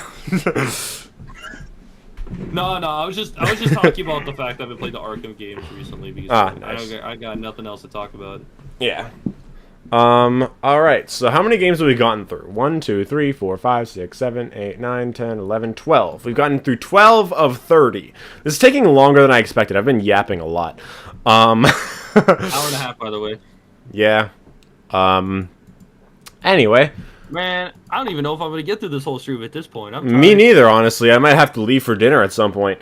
Part one, but real? I guess we'll find out. We'll see. We might have a little bit less to talk about with some of the other games. But we'll see. Anyway, let's start with RE4. Not start, but let's go on with RE4. You can go ahead. Oh, my turn. So, RE4. Okay, by the way, I'm a little tired, so my thoughts are a little scrambled. I apologize. But RE4 OG is probably one of the best video games ever made. I know a lot of people. I know Impulse is probably not going to put it the best, but probably right there. I do. You probably put it right there. But anyway, you know, we can have two bests. We can have two bests. Oh, okay. I thought it was just 10 out of 10 category. I didn't realize it was as in single, but I don't know. Anyway. So, RE4 OG is genuinely one of the best video games ever made because it's just... There we go. Cover all my bases. Just super good level design, introduce that really popular over-the-shoulder camera angle that influenced hundreds of games. Fortnite wouldn't exist without RE4. Fortnite.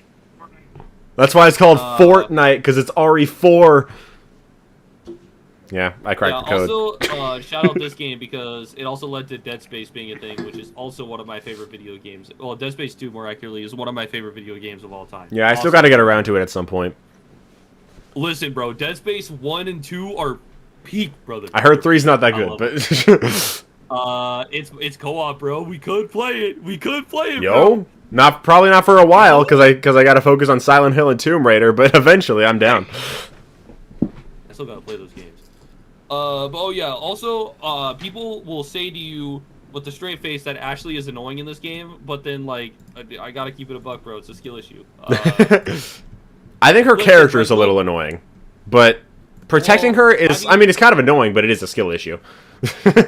Everyone who says she's annoying would probably react the same way in her shoes, though. So that's why I've never really, like, held it against her. Yeah, I don't hold it against her. She only does that during cutscenes, you know? Like, in Remake, she's, like, constantly yapping about random stuff. So take that what you will. Either that's something that'll be a deal breaker or not. For me, it's kind of like whatever. It's kind of like I kind of like it. I like her in RE4 Remake, but I don't mind her in OG. I just think that she's better written in RE4 Remake. I mean... What do you mean, Well, like, okay, here's the thing. Like, RE4 Remake, like, all they really did was just, like, they're like, okay, guys, we have to make her really likable because players said she was annoying. So, and I love her. Well, okay, I'm not saying you can't like her. I'm just saying that I feel like the game tries too hard to make her likable rather than, like, you know, a girl that's kind of scared of her situation. I don't know. Abby in The Last of Us. Like, sorry. Yeah, too likable. I don't know, man. All right. Well, honestly, I don't really have that much to say about RE4. I just think the combat's really fun. The boss fights are great. Most of them. The story's great. Leon, Ada, and the villains are all amazing. There's some things that I definitely think that this game does better than the remake, and there's a lot of stuff I think the remake does better. They're fantastic in their own rights. And although I prefer the remake, it's not by very much. Like, I think both are fantastic games. They deserve to be loved and respected in their own rights.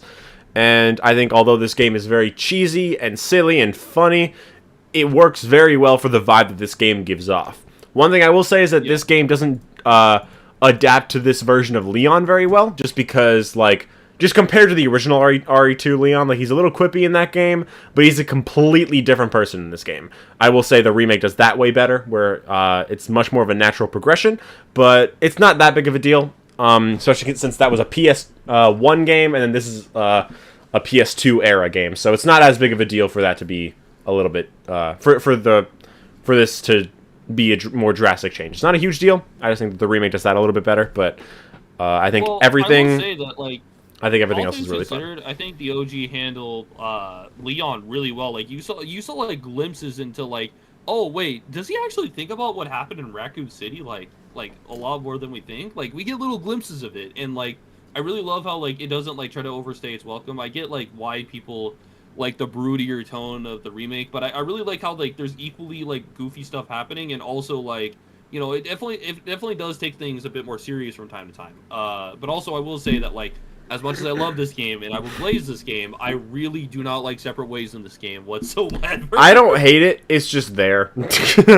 Well, the problem is that, like, the game is so great on its own that, like, well, at least, like, okay, with RE4 Remake, Separate Ways just feels like more of the same, which isn't a bad thing.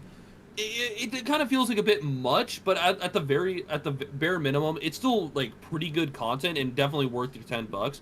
But and then the original, it's just, I don't know, man, it's not that good. And then, like, the final boss fight is actually, like, one of my least favorite things of all time. I'm not even gonna lie. I just realized Separate Ways in the remake is basically Desperate Escape. Like that one that I don't remember, like one specific chapter of Separate Ways in the remake, the section on the island when there's like the turrets.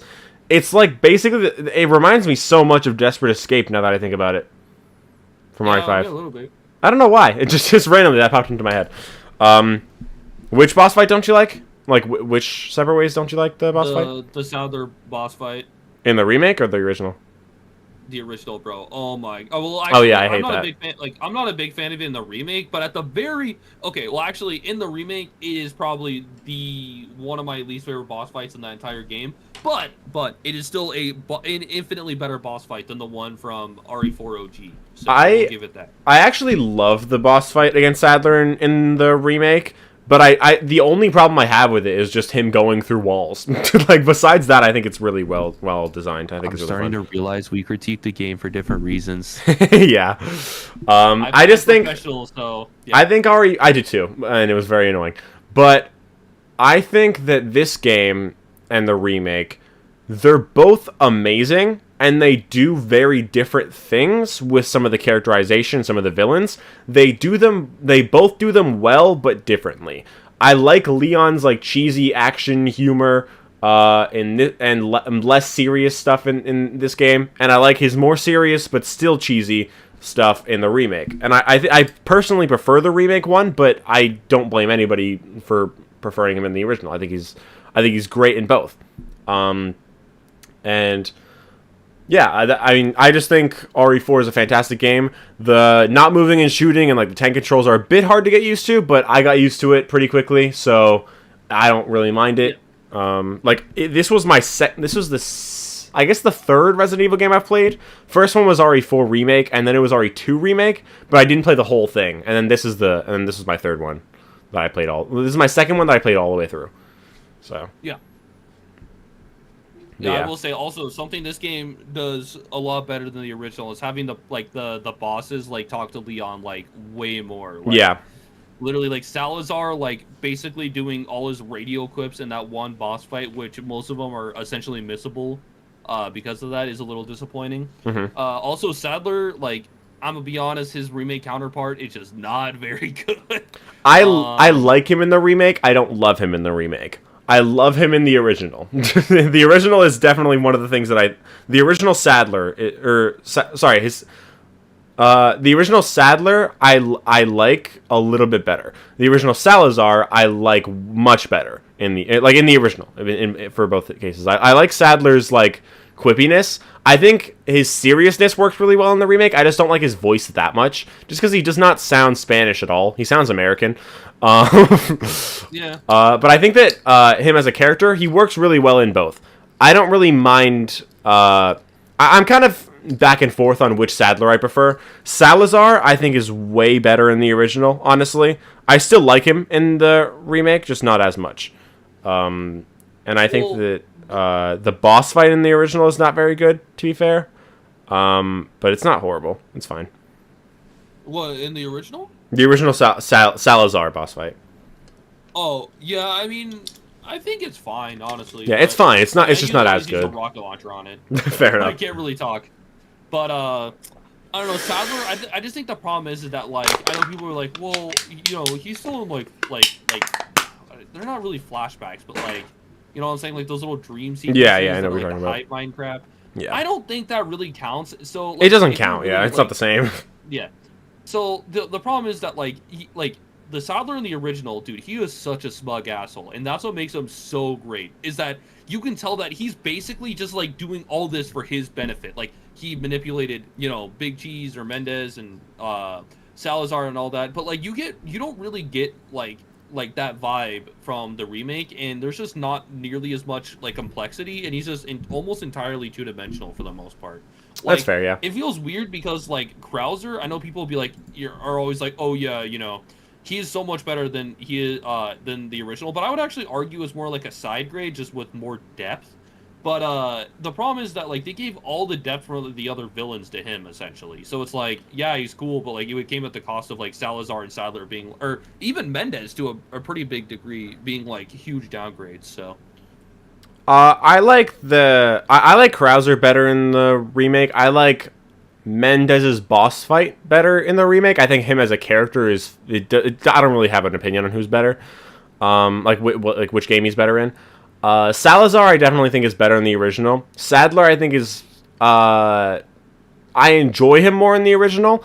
I think he's definitely like creepier as a villain, and like he's more evil. Not more evil, but like he seems more he seems like more of like a scary villain in the remake, and in the original he seems like a cartoonishly evil villain. Like he's done differently in both games, and I like him in both. I think that they both do, both the original and the remake do a lot of things. Like I said, I think they both do a lot of things really well. They just do them differently. I like both in different ways. I might have a preference, but I do think that both like do those things well. It's just in different ways. You know what I mean? I guess. Yeah. But yeah, I think I think all the mechanics and the guns and stuff are super fun to use too, and I think that's pretty much all I had to say about RE4. I didn't have as many notes about this one, just because like I love it. It's just that simple. Yeah. It's just fun. I hate the Navistadors though. I fucking hate the Navistadors. I hate Really? them. The Navist out of everything. hate the them. Navistadors? I hate them. Okay. There was I one mean, this is time. an enemy type, bro. There was one time I shot one with a shotgun, and then I shot him with it again, and then again, and then again, and then again, and then again, and then again, and then again, and then again, and then he died. Bro, I'm gonna be honest. I've never had that problem Yep. ever, Mhm. even on professional. Shotgun. Also, I don't think it was even on professional. I think I was on like normal, maybe hard. I don't know. But I don't think I was on randomizer. I'm pretty sure I wasn't. I'm pretty sure I was just on normal. And yeah, took 9 shots using, like, for with a grenade shotgun or shotgun. something? Huh? Were you using like the standard like? I think I was using the riot shotgun gun. you get from the village. Oh, okay, that's kind of weird. Yeah, I don't know. I don't know, man. But yeah, they're just annoying. I think they're still annoying in the remake, very much so. But I think I mean, like everything in the remake, I feel like it's like okay. When I say more annoying, I just mean like in terms of like having to deal with them. But I don't know. I never thought they were that bad, even with like when I've had to play it on my like RE4 OG on my phone. yeah, I never had like a super hard time in the. I would actually argue that like every enemy type besides JJ is like pretty like well fleshed out and pretty well made.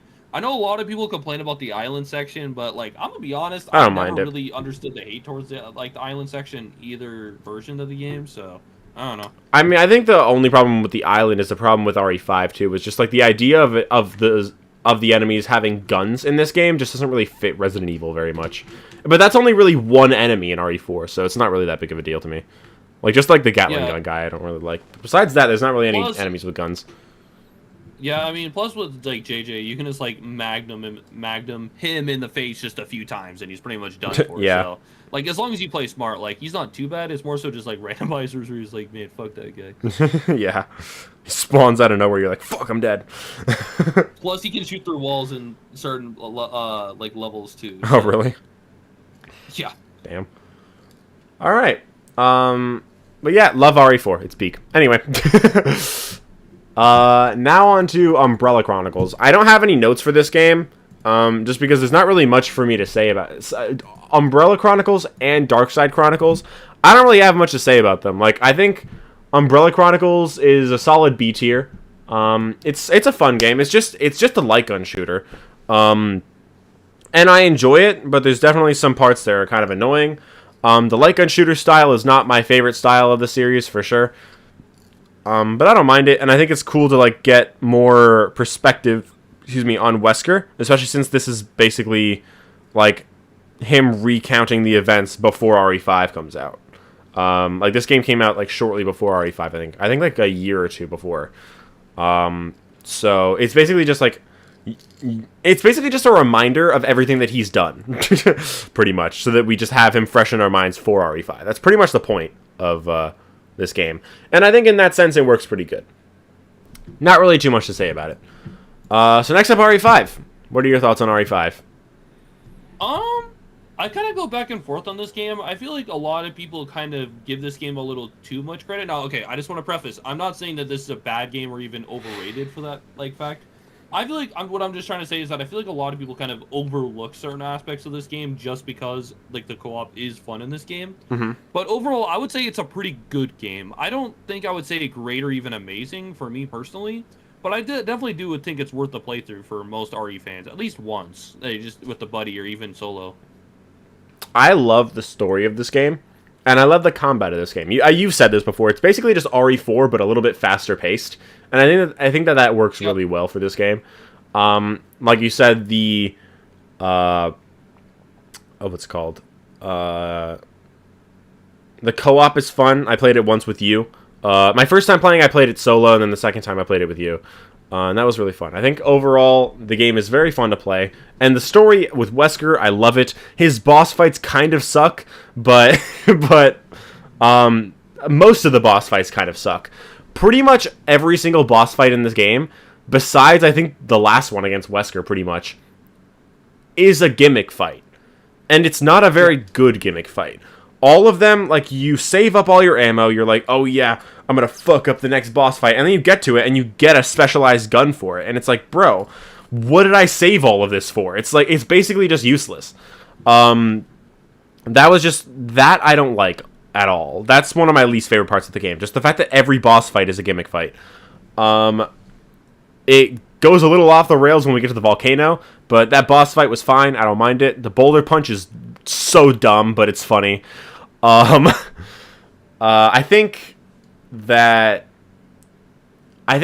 like I said, the problem with the game mostly stems from the fact that the enemies do have guns in the later half of the game, and the lickers in the game are not very fun to deal with. The lickers are just kind of boring. So they're really slow and they don't really do anything, especially since they were never meant to be faced off in that capacity. Yeah. Like I remember someone was talking about them like pre RE2 remake, which is so funny in retrospect. They're like, you know, if they want to get lickers and like over the shoulder Resident Evil games right, they need to make them like way more like faster and way more aggressive and like do actual damage. And it's like, well, that's pretty much what they do for the remake of RE2. Yep. So, made them a lot better. I mean, at least in OG RE2, they're faster than they are in RE5. Like, you would think that they would be faster for the action game, but... Well, the problem is that, like, you're way slower in RE2 in the tank control games, and you don't have as much flexibility when it comes to movement. But the problem is, even with RE5, which one of my biggest complaints is that I don't think tank controls really fit, like, RE5 that well, if I'm being 100% honest, and it feels like, kind of leads to more frustration. Like, maybe it could just be a skill issue. RE5 isn't really tank controls, though. Like, you can move in all directions. Kind of not. I don't know. But, anyway, point is that, like, it's really just more like a nitpick than anything, but, I don't know. So, Lickers, they're kind of just whatever. I think they're kind of done dirty in this game, and it's kind of the first game where, you know, Capcom wants to bring back Lickers, but, like, you know, they don't want to do them, like, truly justice. I mean, they did have an RE2 remake, but... I don't know, 5 and Requiem kind of suffer from the fact lickers are, like, kind of pitiful. I think the lickers are fine in Requiem if you don't have a bottle. Well, I mean, like, the fact that you can unironically double kill, like, 2 lickers with, like, a single bottle of acid, just, like... Yeah. It kind of done dirty, you know what I'm saying? Like, the fact that you can even do that to them, it's like... Yeah, you know, fair tell enough. an RE2R player, like, you could do that to him, like, bro, that makes liquor sound stupid. Yeah. I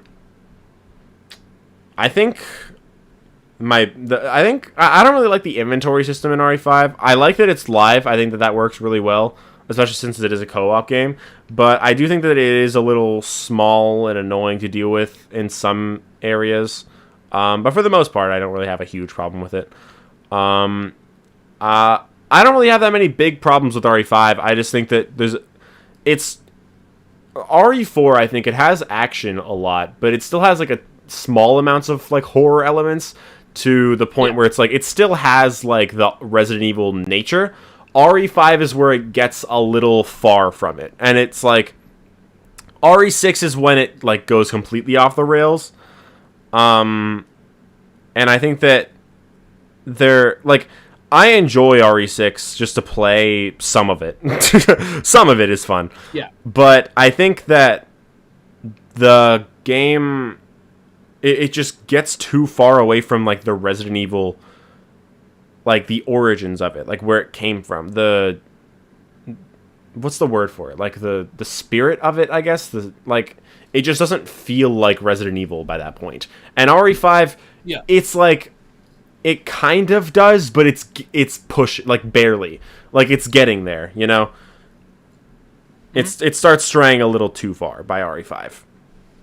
Yeah, I mean, another thing with like RE4 compared to RE5 is that like there really isn't much of an atmosphere most of the game. Like I know people joke about the piss filter, but it kind of feels like the entire game is centered around the fact that it has a piss filter, and it feels like basically Modern Warfare 2, but you know, Resident Evil. But with RE4, right? Like this is kind of a thing like why I don't necessarily agree that RE5 has like a great story or whatever, is that like RE4, I wouldn't say it really has much of a story, but I feel like it does really good with what it has. Well, it's RE5, like everything kind of feels like almost like superficial and like two-dimensional in comparison. Like I don't know, there's like little nuances in like RE4 that like you just don't really get the same sentiment with like with RE5. And while I really do enjoy Sheva and like Chris's dynamic, I just feel like it's almost like a little like too cartoonish. Like you're watching like a Fast and Furious spin-off movie rather than like something in a Resident Evil game. You know what I'm saying? Like I don't know, just like Leon and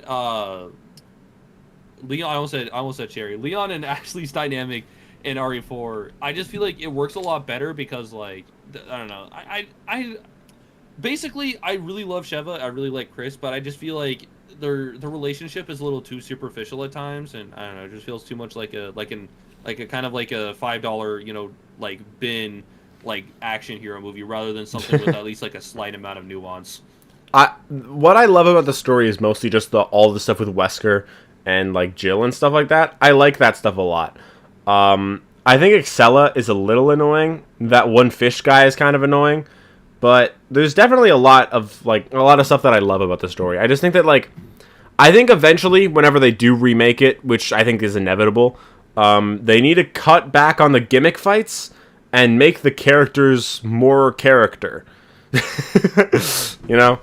Yeah, less Fast and Furious spin-off. Wesker is peak. Wesker is peak, but his boss fights kind of suck.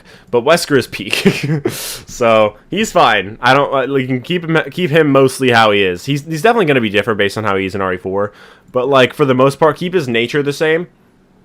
But the other characters, Chris is fine. Sheva's fine, but make their like interactions a little bit better and make all the villains feel more fleshed out. Because like in RE4, it's a very self-contained story. These are brand new characters besides Leon and Ada. Just Leon and Ada. They're the only ones that are like from a previous game.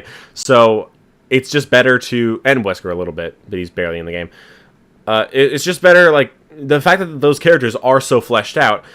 It's kind of missing in RE5, especially with the fish. I keep forgetting what the fish guy's name is, but him and Excella, they don't really have that much in the way of personalities besides being crazy and being horny, you know? So besides that, they don't really have much to them.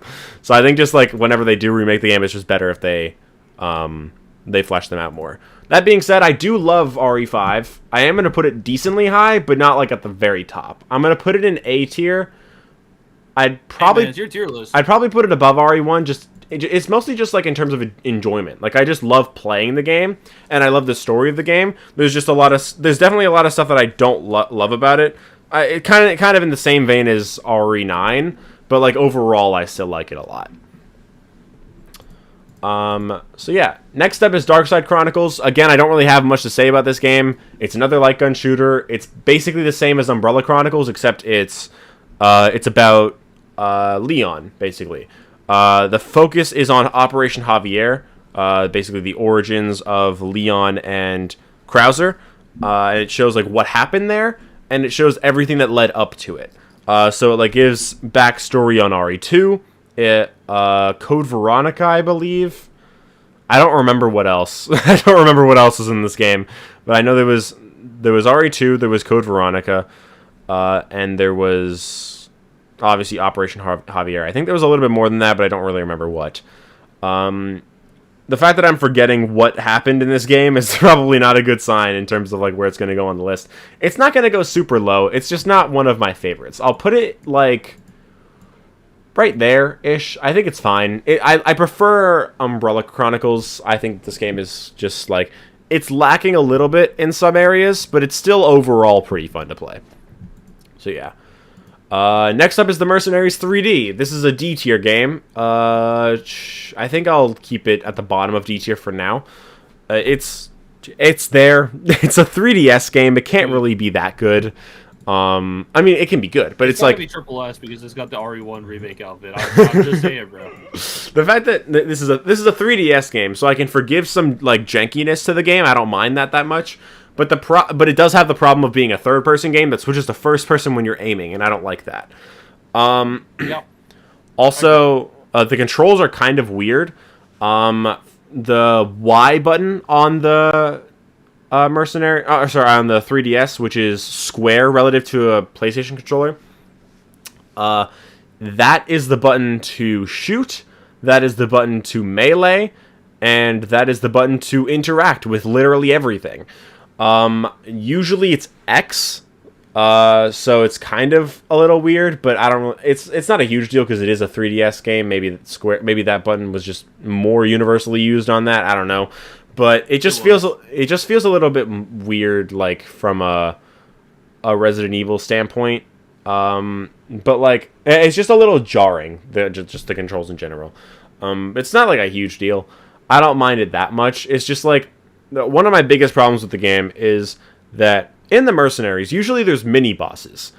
In the Mercenaries, there's never a fully fledged boss. In this game, there's one level of the Mercenaries, which is a fully fledged boss, and the boss is the Bat Boss from RE5, which is one of the most annoying bosses. So, it just sucks. It just sucks. It's not good. Some of the levels are basically just the normal Mercenaries as levels, which is weird, because it's like, it's the Mercenaries. You'd think that there would just be a free play mode of just the endless Mercenaries. And you get that in this game, but as levels, and as multiple levels, there's a lot of levels that are just the Mercenaries. It's like, what's the point of having multiple levels of that? Just make that its own thing, and then make missions for all the actual levels themselves. Like, I feel like that just makes more sense. Rather than making levels, like, endless levels. Like, the only way to end the level is to run out of time, or maybe to kill enough enemies like in RE4, but I honestly don't know. I haven't even played that far.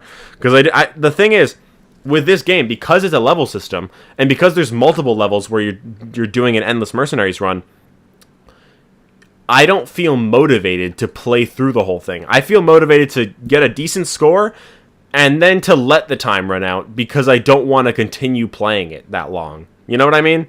It's just like, I want to get through the levels. I don't want to get that high score, like such a big high score, on a level that I'm just going to brush past and get to another one anyway. You know? It just feels like they should have done something different for all the levels, rather than stick to the same formula of the other Mercenaries games, just for multiple levels. It just feels weird. It's like, I don't even want the time bonuses just because I want the level to be over. So that's not really how a Mercenaries game should go, and I feel like that's just like I just didn't really enjoy playing it very much. So But they had RE4 village sequence. they didn't even have Leon in the game. Yeah, they did. How do they have the RE4 village and not have Leon? Like, it's so dumb. Okay, well, yeah. Anyway, Mercenaries 3D is in D tier. That's why it's called 3D, because it's a D tier game. Anyway, Revelations, your thoughts? Okay, I really wish I could comment on the raid mode. I've just been like, I've been putting off delay, like, I've been delaying streaming the rest of the games so I can actually do the raid mode, but I basically heard that it's like 40 hours of just repeating levels over and over again, so just take it that way you will. Mm-hmm. But overall, I really don't like this game very much. So, here's the thing, right? This game has great aspects, right? Being on a cruise ship, or I like a cruise ship, but you get what I'm saying, like a ship boat, with yeah. like cruise ship elements. Dude, that's an awesome idea for a Resident Evil game. The problem is that it's a 3DS game, so the game is extraordinarily linear, and the story is just awful, bro. It's basically like, I don't know if you guys ever, like, you know, my grandpa forced me to watch those, like, CSI shows or whatever. It's basically like the spin-off to one of those shows in terms of quality, like writing quality. Yeah. It's not very good. And I'm assuming you probably can't tell me, like, 2 things about the story, huh? Outside of, like, Chris and Jill. I remember Raymond. Oh, right, that guy. He was the guy that, like, seemed like he was betraying us, but he was actually a good guy, I think. I don't even remember. He might have betrayed us. I don't know. I know the girl that was on Chris's team betrayed us. Jessica. Jessica, yeah. What was the guy that was with Jill? I don't remember his name, but he was basically just Carlos. He reminded me a little bit more of Barry, honestly. He was kind of just like Carlos mixed with Barry, but like Yeah. I don't know, man. Like I feel like they should have just had a recurring like they should have brought back a character instead of just making some random goofball. It's only going to be in that game. Yeah, he was a fine character. He just didn't need to be there. Also, I'm fine with some of the missions with like whatever the city was that blew up. I forgot what it was called, but that Grigia? Terra Grigia, yeah. I didn't hate that completely, but I didn't like the missions with the two random guys that were like going to the, I forgot whether it was the Arctic, Antarctic, whatever it was. Those missions, I hated those missions. okay. I don't remember their names. They're so forgettable. They don't add much to the story that couldn't have been conveyed otherwise. So it just like, you didn't need to have them there at all. I think there was one mission with them where like you didn't even shoot anybody. Like I don't think there was enemies in one of the levels. I could be wrong, but I feel like I remember there not being anything there. Like you just walked around. I think. I don't know. The game was really forgettable. Like you said, the setting is good. I remember that once kind of stalker enemy. I forgot what her name was. I think it was Rachel. She was kind of cool. But She was an absolute simp for Chris, though. It was kind of distracting. wasn't that Jessica? Chris is gay. You should know that. Huh? Wasn't that Jessica that was a simp for Chris? Or Oh, sorry. That's my bad. My bad. That's what I thought you were talking about. no, I was talking about Rachel, the stalker enemy girl. Right, Rachel. Yeah, she was interesting. She was Kinda hot, fine. honestly. What? Kinda But yeah, I remember her vaguely. I played the game a while ago. I don't remember that much, but one thing I do remember is that there were water levels, which I hate water levels. That's my least favorite part of the Last of Us games. It's my least favorite part of RE, not my least favorite part, but one of my least favorite parts of RE6, and it's my least favorite part of this game. I just don't like the mechanics of water levels in these games, especially You these didn't kinds like of the games. part where Leon quite literally jumped the shark in RE6? I don't even remember that, bro. I'm gonna be honest. I don't remember that On top of happening. the shark. He climbs on top of the shark, so yeah, he quite literally jumps the shark in that game. Yeah, what else is new? Yeah, Jesus. But yeah, I don't hate Revelations. I don't love it. I'd put it in C tier. Probably like that makes right sense. there-ish. I will say, I probably would put it in D tier, but I don't want to say like it's like an objectively bad game. I just think the problem is that it's painfully mid. You know what I'm saying? Like I genuinely couldn't recommend this game to anyone that I know. Yeah, fair enough. Speaking of not recommending games, Oh, your favorite Resident Evil game? this is the worst game in the fucking series, bro. It's peak. It's so peak. I ranted to Evan about all the shitty stuff in this game, and I probably didn't even get everything. Dude, I have an entire do you see, I don't know if you can see my screen right now. Do you see the Google Doc that I'm looking at, or do you just see the tier list? I see the tier list, bro. Okay, so maybe Discord fixed the problem of switching tabs, but I have more than an entire page worth of notes about how much I hate this fucking game. I'm not even gonna talk normally. I'm just gonna read all of it. Okay. Shot barriers suck. If someone is behind a car and you shoot the window, it doesn't shatter the window, so you just can't hit them. Grenades in this game take like 5 entire seconds to explode. Soldiers are smart enough to get away from the grenade, and zombies move quickly, so by the time the grenade explodes, there's usually no one around for it to hit. The game is just a cover shooter and barely feels like a Resident Evil game at all. The game tries way too hard to be involved in storylines that it logically should have nothing to do with. For some reason, this game has Nemesis in it, and it doesn't need to. It has nothing to do with his story. Nikolai's in the game too. I don't hate that. Like, he's in Outbreak too, whatever. But like, throwing Nemesis into this game was just pointless. What else? The cover system is really janky. It's really hard to actually get behind cover, for some reason. Which is a problem considering that's the whole game. The controls are really weird. L1 and R1 to aim. L1 is to aim and R1 is to shoot, which is dumb.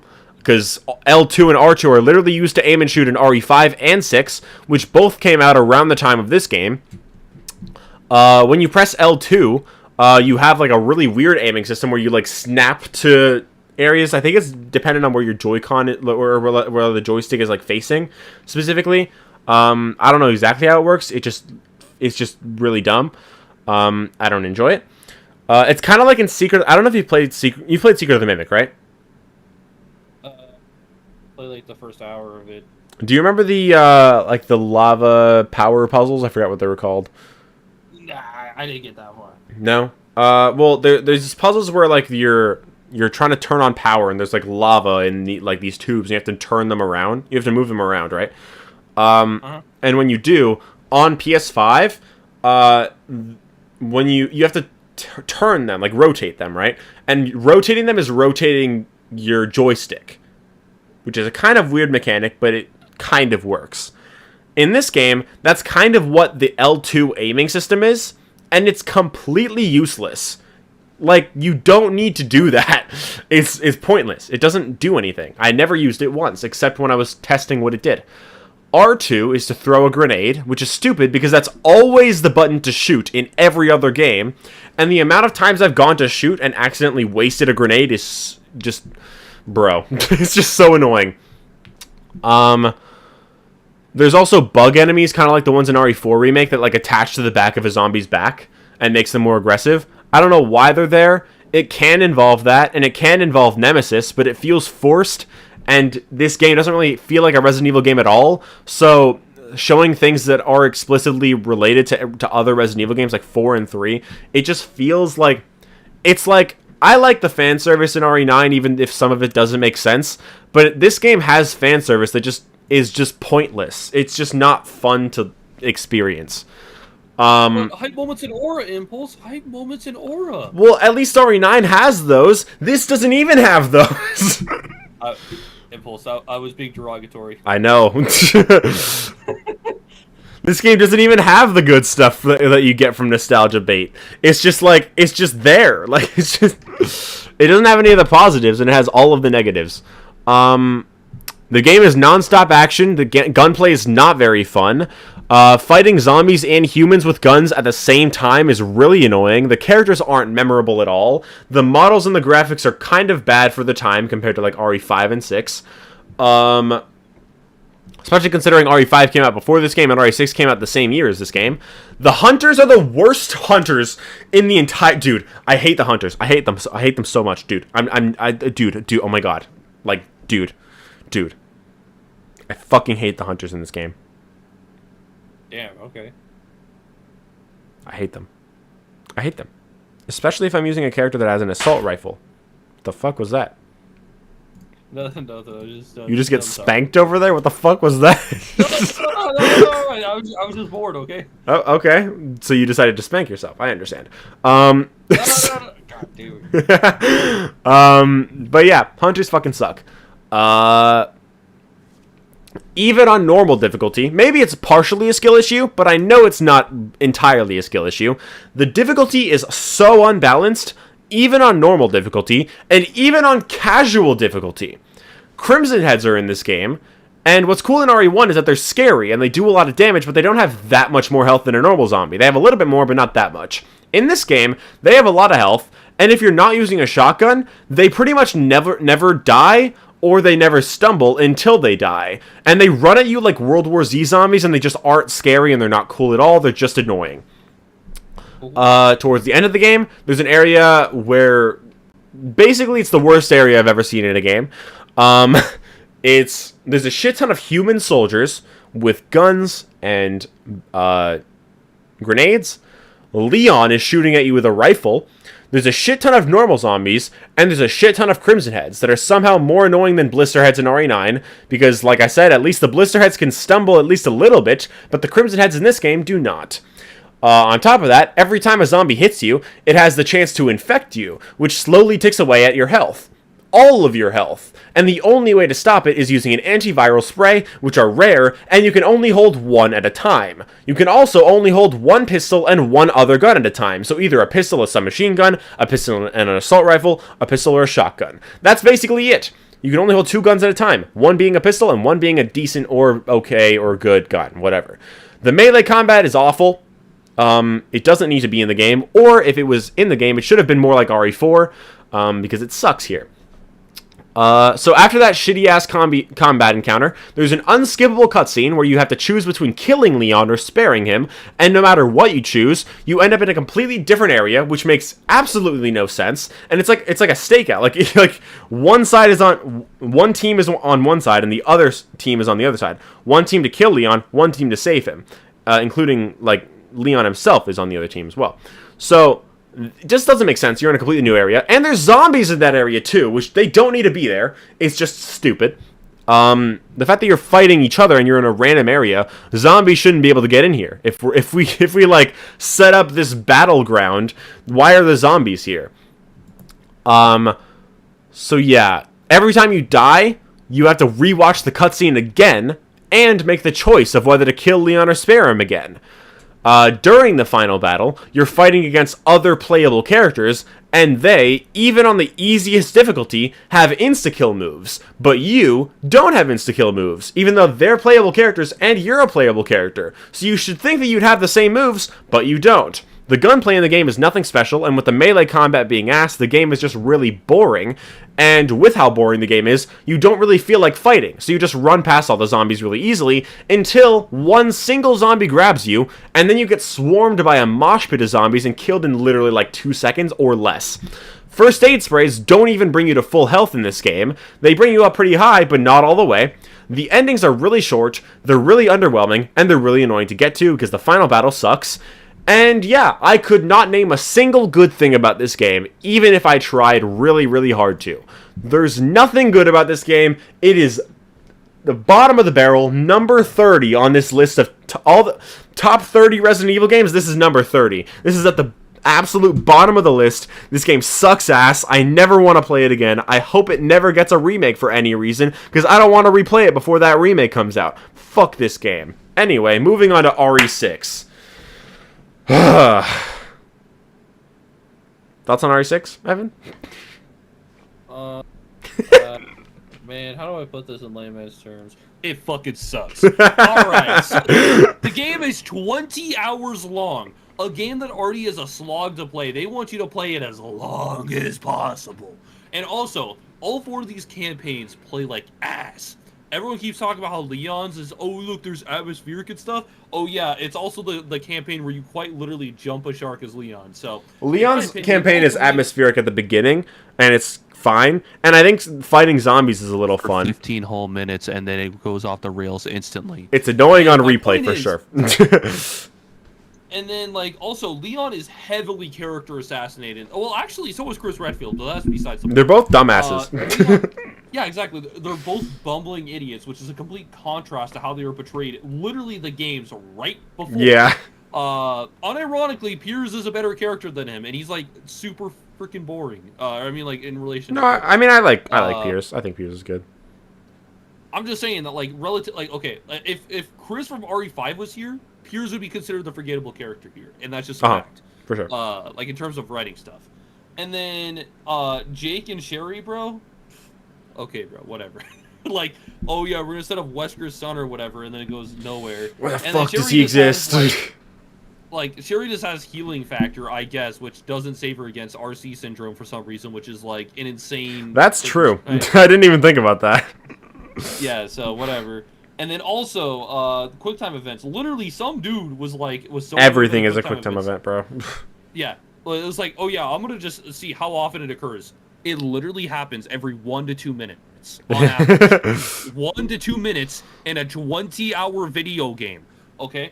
And also, unless you're playing the Mercenaries mode, the moment-to-moment gameplay sucks. People will be like, oh, look, I'm playing the Mercenaries mode. Look, it's so much fun. Look, I'm just, what's that one move where you, like, basically, like, do, like, a reverse, I don't know. Like, you take their neck and you slam against the ground, like, you know, as Leon, you're just doing that over and over again. Like, oh my god. What, a suplex? Look how fun the game is.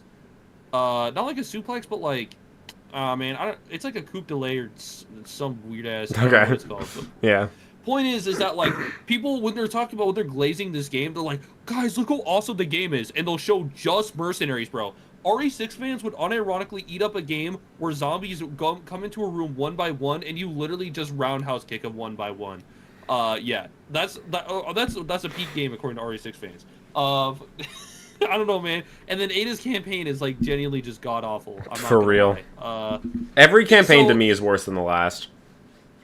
I agree with that statement. Actually, I mean, Chris is kind of a mixed bag. I would actually argue that I had the most enjoyment on it because it didn't feel like it was like beating around the bush with its intentions, unlike Jake and Sherry's and Leon or whatever. Also, fun fact: I played Jake's campaign first. That was a bad idea, but Really? Oh yeah, I remember you told me yeah, that. yeah. The gameplay is like is way harder, and also I was playing on veteran too, and I didn't understand jack shit with the story. And then the time skip. Why was there a time skip, guys? Also, the timeline in I this don't game know. makes no sense. I don't know, man. See, I actually do like Leon's campaign overall. I think it's fun. It's not good, but it's fun. Honestly, Leon's campaign, hot take, I'd give it a solid 8 out of 10. I enjoy it. And eventually we'll play on co-op together on stream, eventually. Maybe we'll enjoy it even more then. Leon's campaign at 8 out of 10. Chris's campaign drops a little bit for me. I like Piers, but I feel like it just gets too repetitive over time. The more campaigns you play, the more just repetitive it gets. Chris's, I'd say like a 6 out of 10. Jake's goes down to a 4 out of 10, and then Ada's goes down to a 2 out of 10. Just minus 2 points each game. It's just over time it starts off pretty fun, and then over time it gets less and less fun. There's a lot of like chase sequences that are extremely boring and don't fit the vibe of Resident Evil at all. And Jake's campaign, it's cool in concept to have the children of Wesker and of Birkin, because like they were kind of like a duo in Zero, so their kids being a duo in this game, it's cool in concept, but why the fuck does Wesker have a kid in the first place? Like, he doesn't need to exist. And Piers, I love him as a character, but he doesn't need to exist either. Helena doesn't need to exist. Ada's campaign is just shit. So, like, why? This is the conclusion to the Raccoon City era of the series, and you're cutting out two of the most important characters to that saga, being Claire and Jill. They're just not in this game. And I feel like Jill especially should be, because she was in RE5, and she probably needs some, like, she needs to, like, redeem herself, like, from her perspective, right? We see that a little bit in Death Island, which is not a great movie, but, like, it at least shows that Jill wants to, like, redeem herself at least a little bit. It would be great if she was in RE6 to do that, but she's not. And it feels like it would fit so much better if Claire and Jill were both in RE6, but they just aren't. And it feels like a huge missed opportunity. The story with Ada's clone is just shit. She's just a cum monster. I don't know why she exists. I don't know why. Radames. I don't know why the fuck Simmons turns into a dinosaur and then a giant fly. It's just, I don't know, bro. It's just, it's a game, Also, that's for sure. People still don't understand that Carlo's supposed to be a clone. That's how bad the story was conveyed, is that, like, because, like, all that stuff is revealed at the 11th hour in terms of, like, the biggest story, like, plot details, you just don't care. Nobody... You know that one scene from Jurassic Park? It's like, oh, look, nobody cares. That's literally how I feel. You know, this second, like, half of playing RE6. Because at first you're like, it can't be that bad. You're like, well, okay, I just finished the first camp... Wait a second. That was just one campaign out of 4. Oh, 4, and then it fully dawns on you. You have to play 2 more lackluster-ass campaigns and 1 dog-shit-ass campaign at some point. And then you're like, fuck. Freb said Piers needs to exist for Chris. The problem is Chris shouldn't be like this in the first place. That's my problem with Character it. assassination and a half. Yeah. Like he was in 7 and 8. I get it I get why he would be that way. It makes sense for his character after what has happened to him. The problem is just, like, he's not likable. Like, he doesn't just become, like, an alcoholic. If he was just an alcoholic, that would be fine.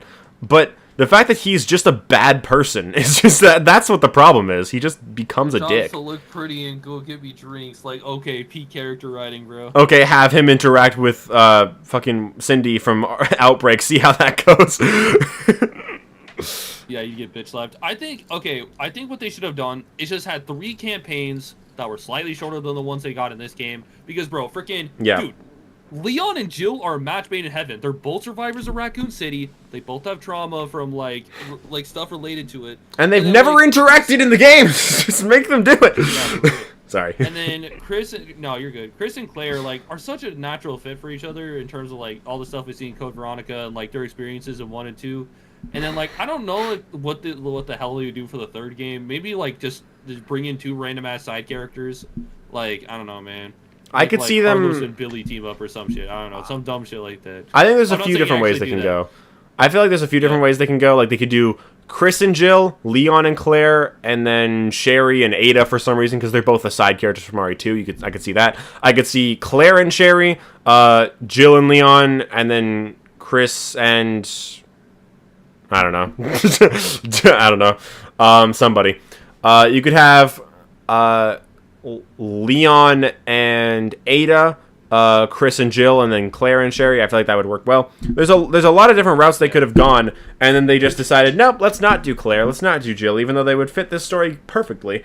It just kind of is annoying to me.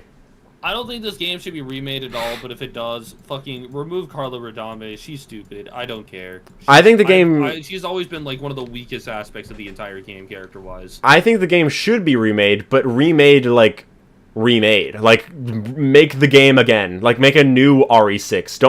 Don't remake the game we got. Remake the number. Remake Resident Evil 6. That's just a don't reimagining. That's not even a remake. Yeah, remake Resident Evil 6. Don't remake the Resident Evil 6 that we got. Like, I'm fine with them keeping Simmons. Like, him as a character could be done well. It wasn't here, but it could be. Like, I suggested this in my recent video. Like, maybe make him a member of the Connections. Have that actually tie into the actual story. I like that could work well. Yeah.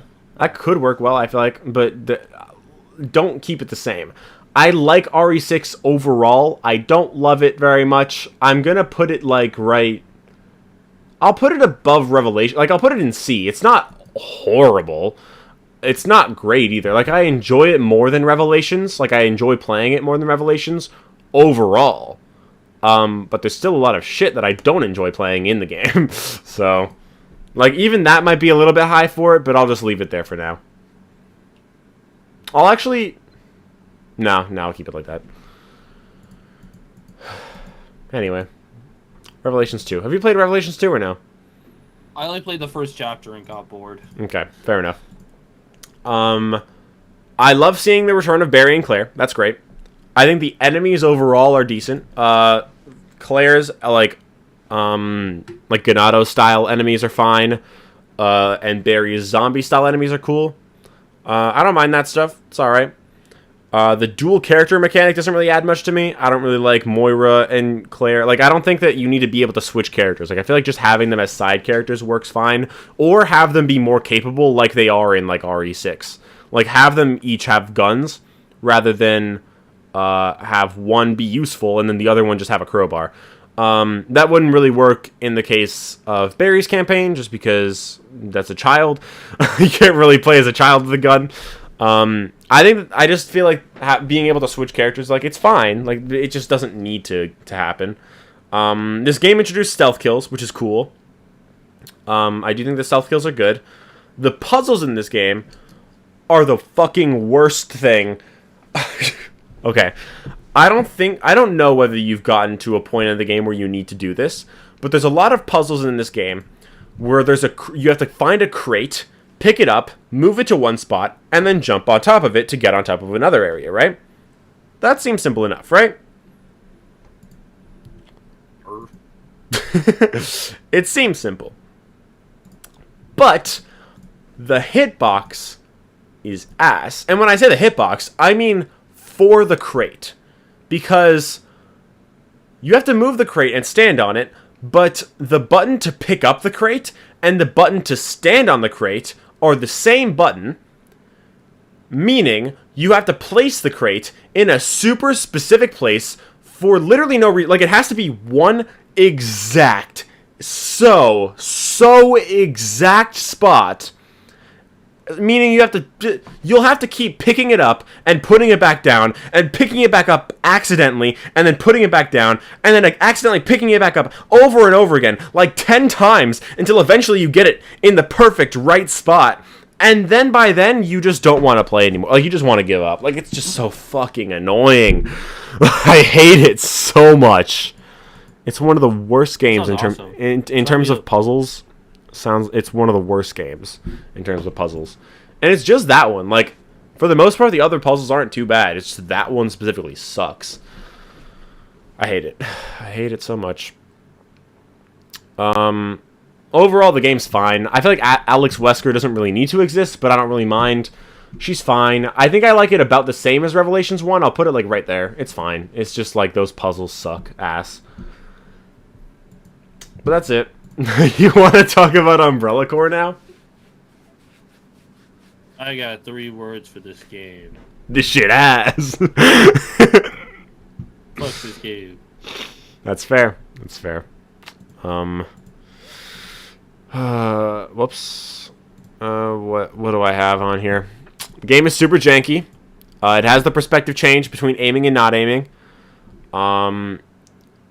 The cover shooting is kind of annoying, just in general for Resident Evil. It's annoying in RE5. It's annoying in Operation Raccoon City, and it's annoying in this game. The one good thing about this game is that when you are behind cover, it's a third-person shooter. Normally, if you're aiming, it turns to first person for no reason, but when you're behind cover, for some reason it stays third person, which I actually like, because not only do I like third-person shooters, I like consistency with the fucking perspective. And it sucks when it's third person, and then when you aim, it turns to first person. That's dumb. So actually being behind cover, at least it stays third person. It stays consistent. Like, I can forgive the change to first person in Dead Aim, because it was before Resident Evil, like, found its footing with, like, the third person with, like, the RE4 perspective, or the first person in general. So, like, it couldn't really pick a lane. Like, I can forgive it in that game. But in this game, third person is established as the primary perspective of the series by this point, with RE4, 5, 6, Operation Raccoon City, what else? The Revelations games. So they could have just stuck with that. Also, RE7 literally came out the year after this game, and they decided not to go full first person. Like, they could have just chosen one, but they chose both for some reason. And it just sucks. It's horrible. But it's the best of both worlds.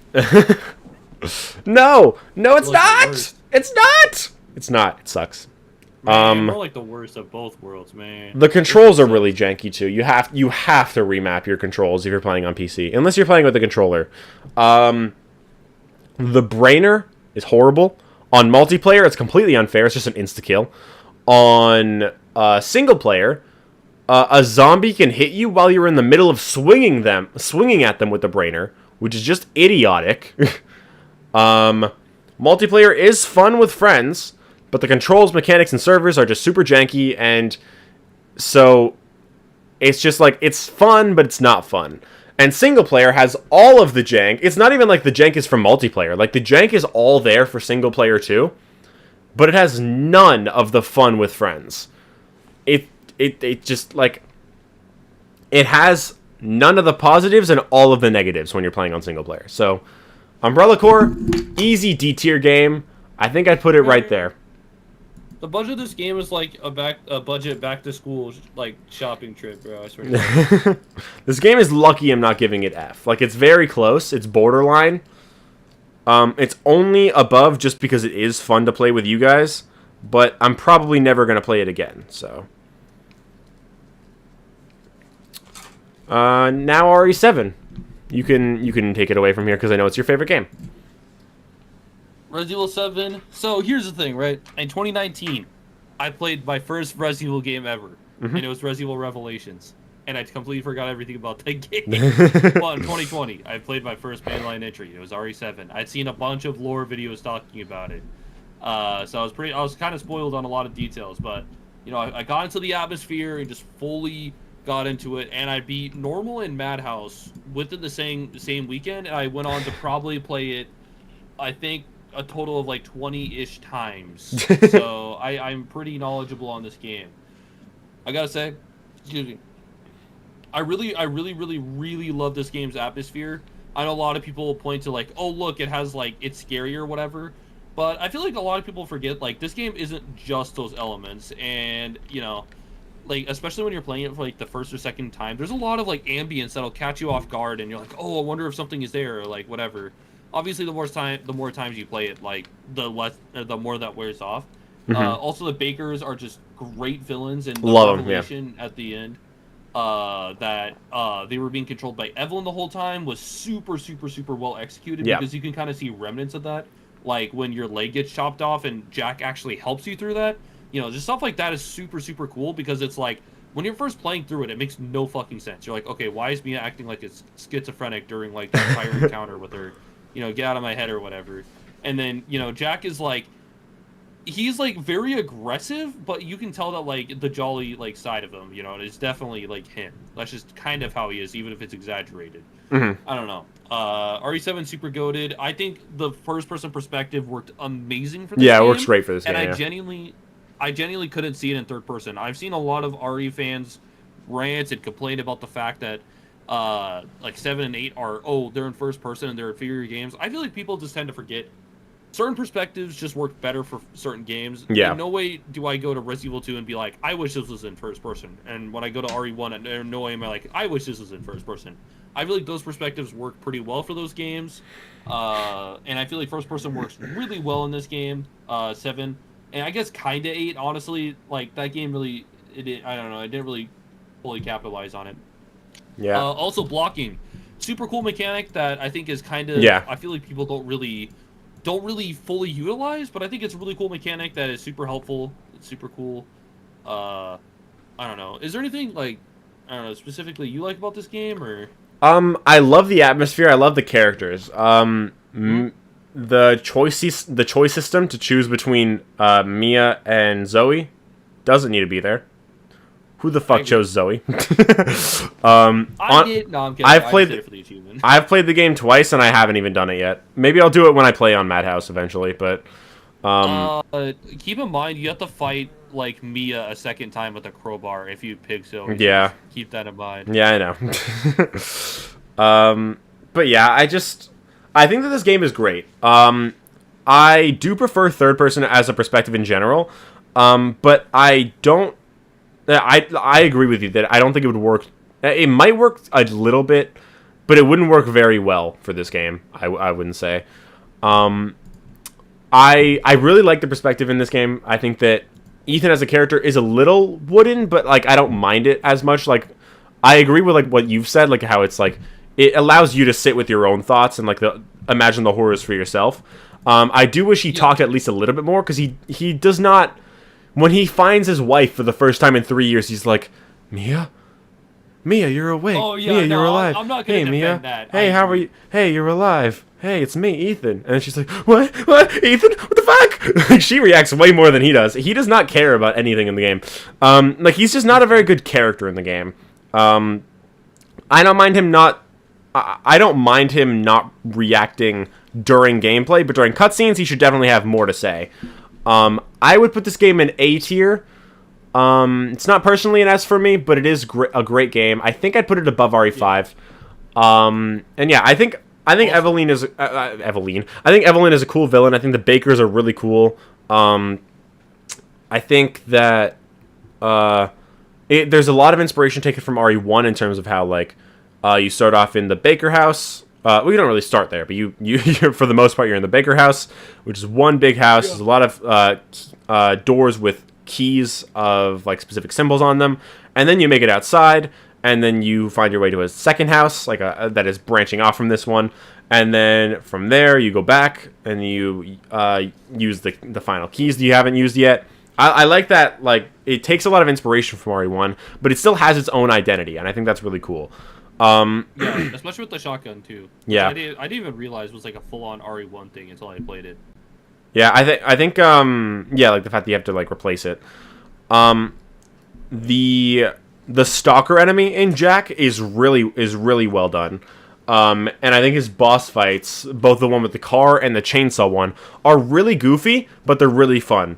I think this game is it's first and foremost a horror game, but it's still a silly action game as well. Like it does Yes. both well, and I think that's really good.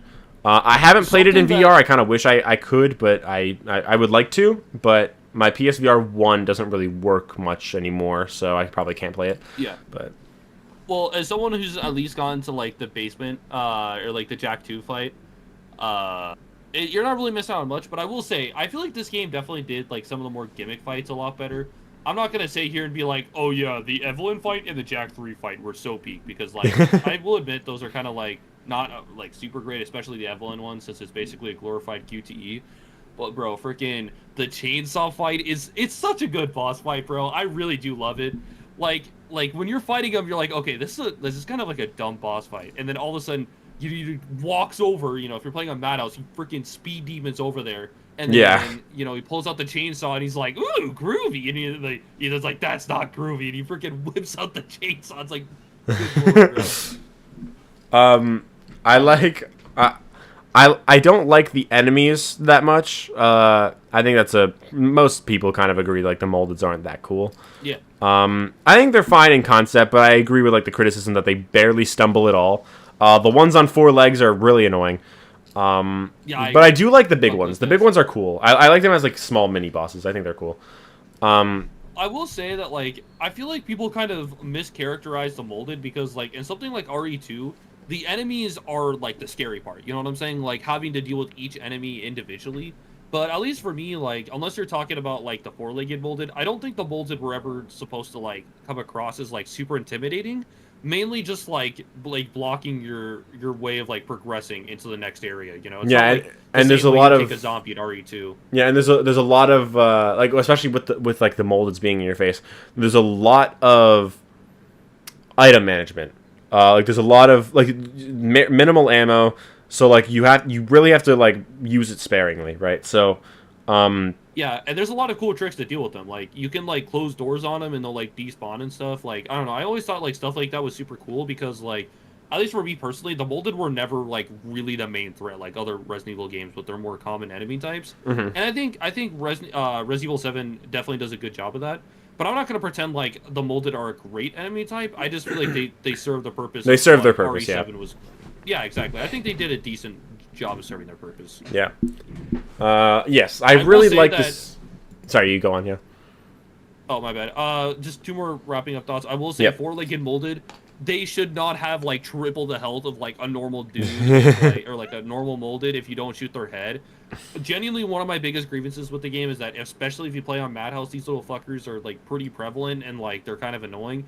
As someone who's played the game a lot, I've kind of non-skill issued it, and I've gone through the game, even like mostly like permadeath. It's just I literally when I was like oh yeah, this guy kind of be my permadeath run. I literally died like 1 time, and it was to a fucking 4-legged molded, of course. But, Damn. yeah, when I do like a real run, that's not like a oh yes, if I die, sort of run. But anyway, also the DLC cycle for this game. Oh my goodness, it peaked in high school energy, because every other game after this that has had DLC is either not come close enough, or I don't think it offers the same variety as RE7.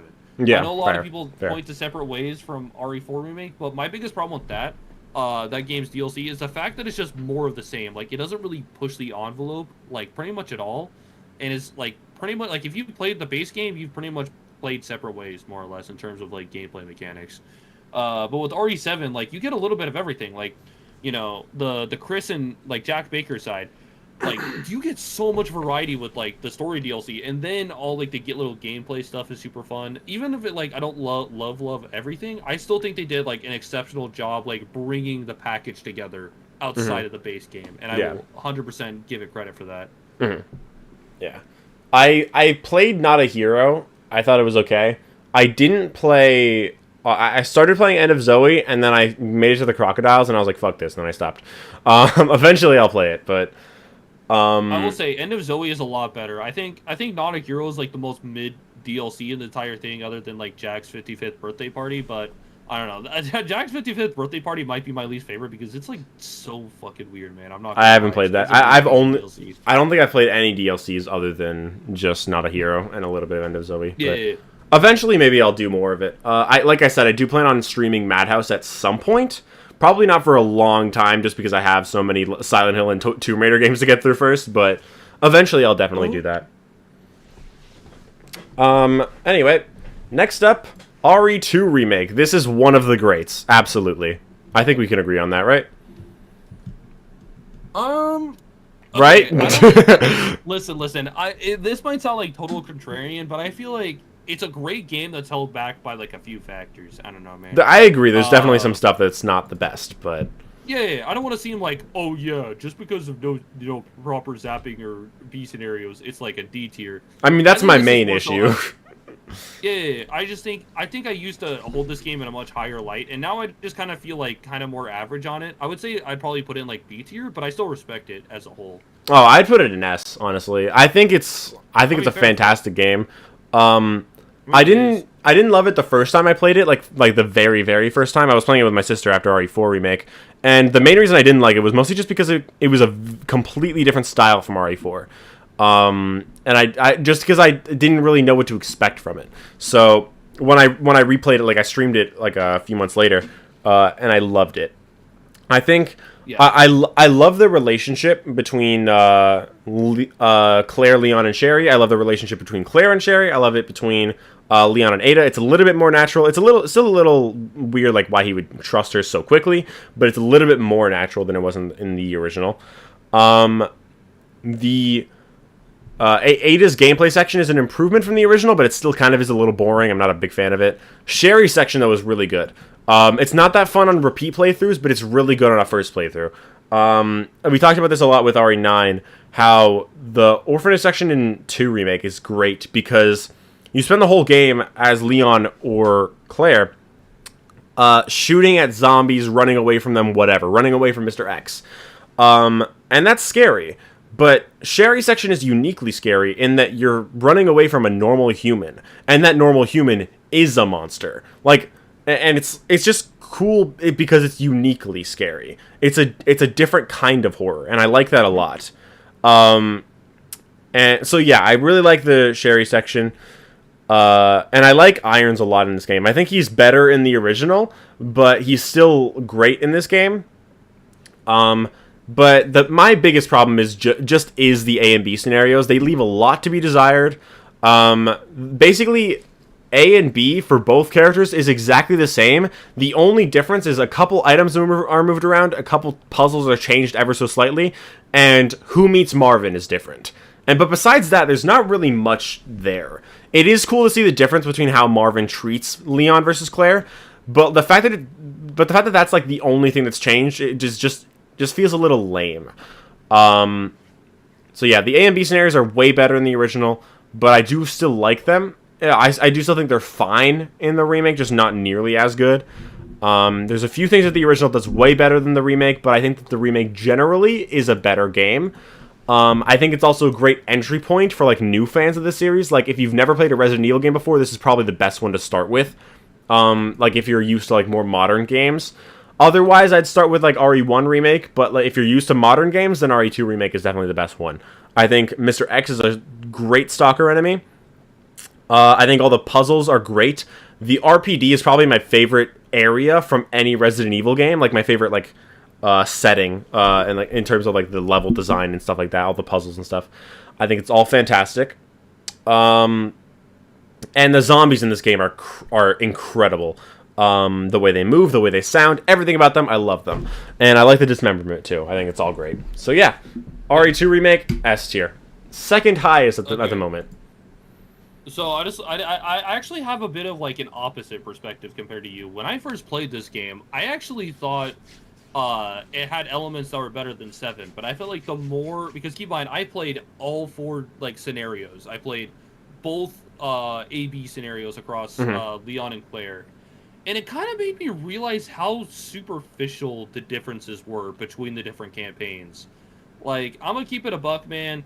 As someone who's done technically both, in quotations, true endings or whatever, I don't know. I don't want to seem like, oh yeah, I'm just trying to be contrarian and say like whatever. It's just, I think it's just what it could have been over like what it was. You know what I'm saying? Because like RE2 has a lot of fantastic elements.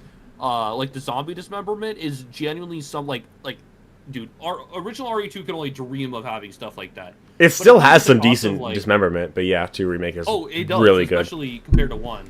I'm just saying that like it is so crazy to see that like that change like over 20 years of just like, you know, stuff like that. But it does come at the cost of just like the kind of like the lack of music. Like I know like people say that like the newer games are more atmospheric or whatever, but RE7 had a lot of really good like music pieces that, you know, you might not be able to remember off the top of your head, but really did set the tone for what to expect. Like especially someone who was in Marguerite's like, you know, bug phase. Like dude, I did that boss fight knife only, so I've heard that song quite a bit.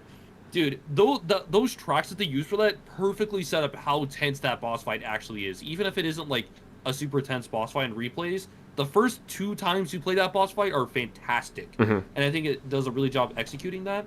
And while RE2 has like good graphics, you know, like the sound design is amazing, the gore, dismemberment, it's awesome. It's just that lack of music that really takes me away sometimes.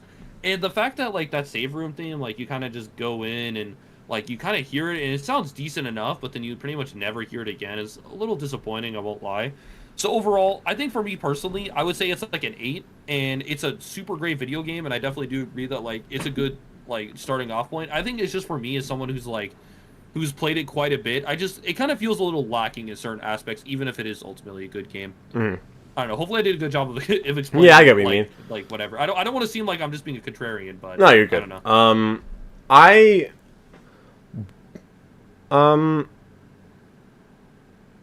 I feel like the music in this game, it's like I kind of prefer. It's kind of like your take with like RE7 and how it's like it leaves you like the fact that Ethan doesn't say much.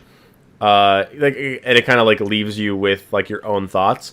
This game, I feel like the lack of music just kind of makes it feel like a lot more grounded, and like it's just like you're just in the world. Like obviously it does have the problem of the characters talking too much. like when you're just aiming at zombies and Leon being like, what the hell? What the fuck? And the shit. It's just like over and over again. Like that stuff, I'm fine with it, but like it's like I think the lack of music does help capture like the setting of you just being in this scenario rather than controlling a character that is in the scenario. You know what I mean? Does that make sense? Yeah. Well, I also think RE2 OG was also known for its music too, and even in that's Requiem, true, yeah. they had the main hall theme, which I mean, really wasn't in RE2 remake. Like, I mean, it kind of. I think it is in like the original soundtrack, right? Well, yeah, but I'm just saying, like, they have like the motif, but like it is nowhere near like as prevalent as the OG. Yeah, yeah. Like that's part of the reason why, like, I know a lot of people will point to like, oh yeah, you know, RE2 paved the way, but like, dude, the music in that game is actually so insanely peak. It's part of the reason I want to revisit that game so badly at some point. I love the RE2 save theme. Yeah, it's awesome. It's one of my favorite save themes. Like, it's up there with RE4, maybe even higher, honestly. Serenity is also awesome. Yeah. But yeah, RE2 remake, fantastic game. RE3 remake. So we're definitely gonna have some differing opinions on this, because I know you don't love this game. I know there's a lot of problems with it, but I still do love it. So I'll let you go first. Okay, I'd just like to preface: if this game was not $60 at launch, and not That's marketed fair. as like a full mainline entry, because part of the reason why this game gets a lot more like people like more recently people have been like, this game got too much shit, like, or whatever. Listen, the problem isn't the game itself, it's more so the fact that it's marketed, and it was at the time of launch priced as a mainline entry. So I'd just like to say, most of my complaints, like if this game was more like a DLC or was like $20 to $30 or something like that, I don't think I would nearly have as many grievances with it, and I would kind of let it off. Like, it kind of sucks we didn't get like a good adaptation, but like at least it wasn't ever trying to be. It was the fact that Capcom kind of was like, it was pretty misleading, and it's probably the reason we will never ever get another product like that again. So, I mean, I guess that's good.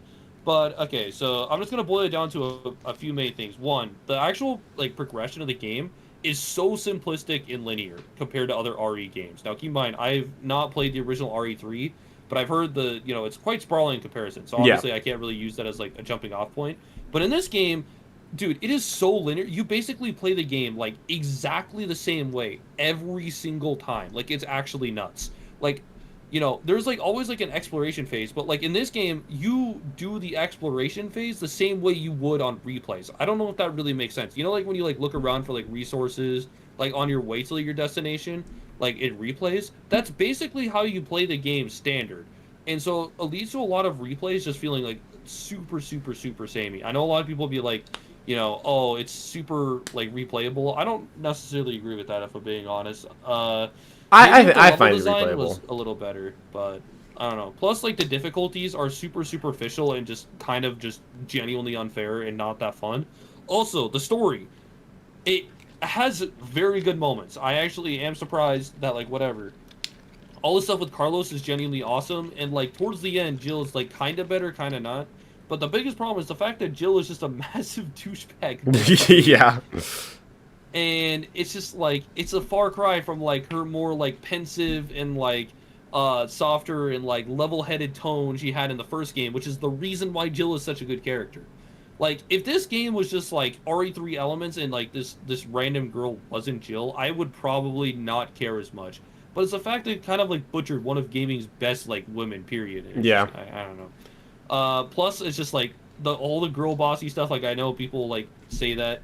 I know it's kind of thrown around a little callously, but they genuinely do treat Jill like a girl boss in this game. You know what I'm saying? Like, Yeah. I don't know. Especially like the final boss encounters. Like, what did she say, man? Like, I don't know. Just so you know, It's this is the something last about- fucking time. And then at the end, she's like, yeah, exactly. what does she say at the end? She's like, next Next time, time, take take the the fucking hint. Yeah.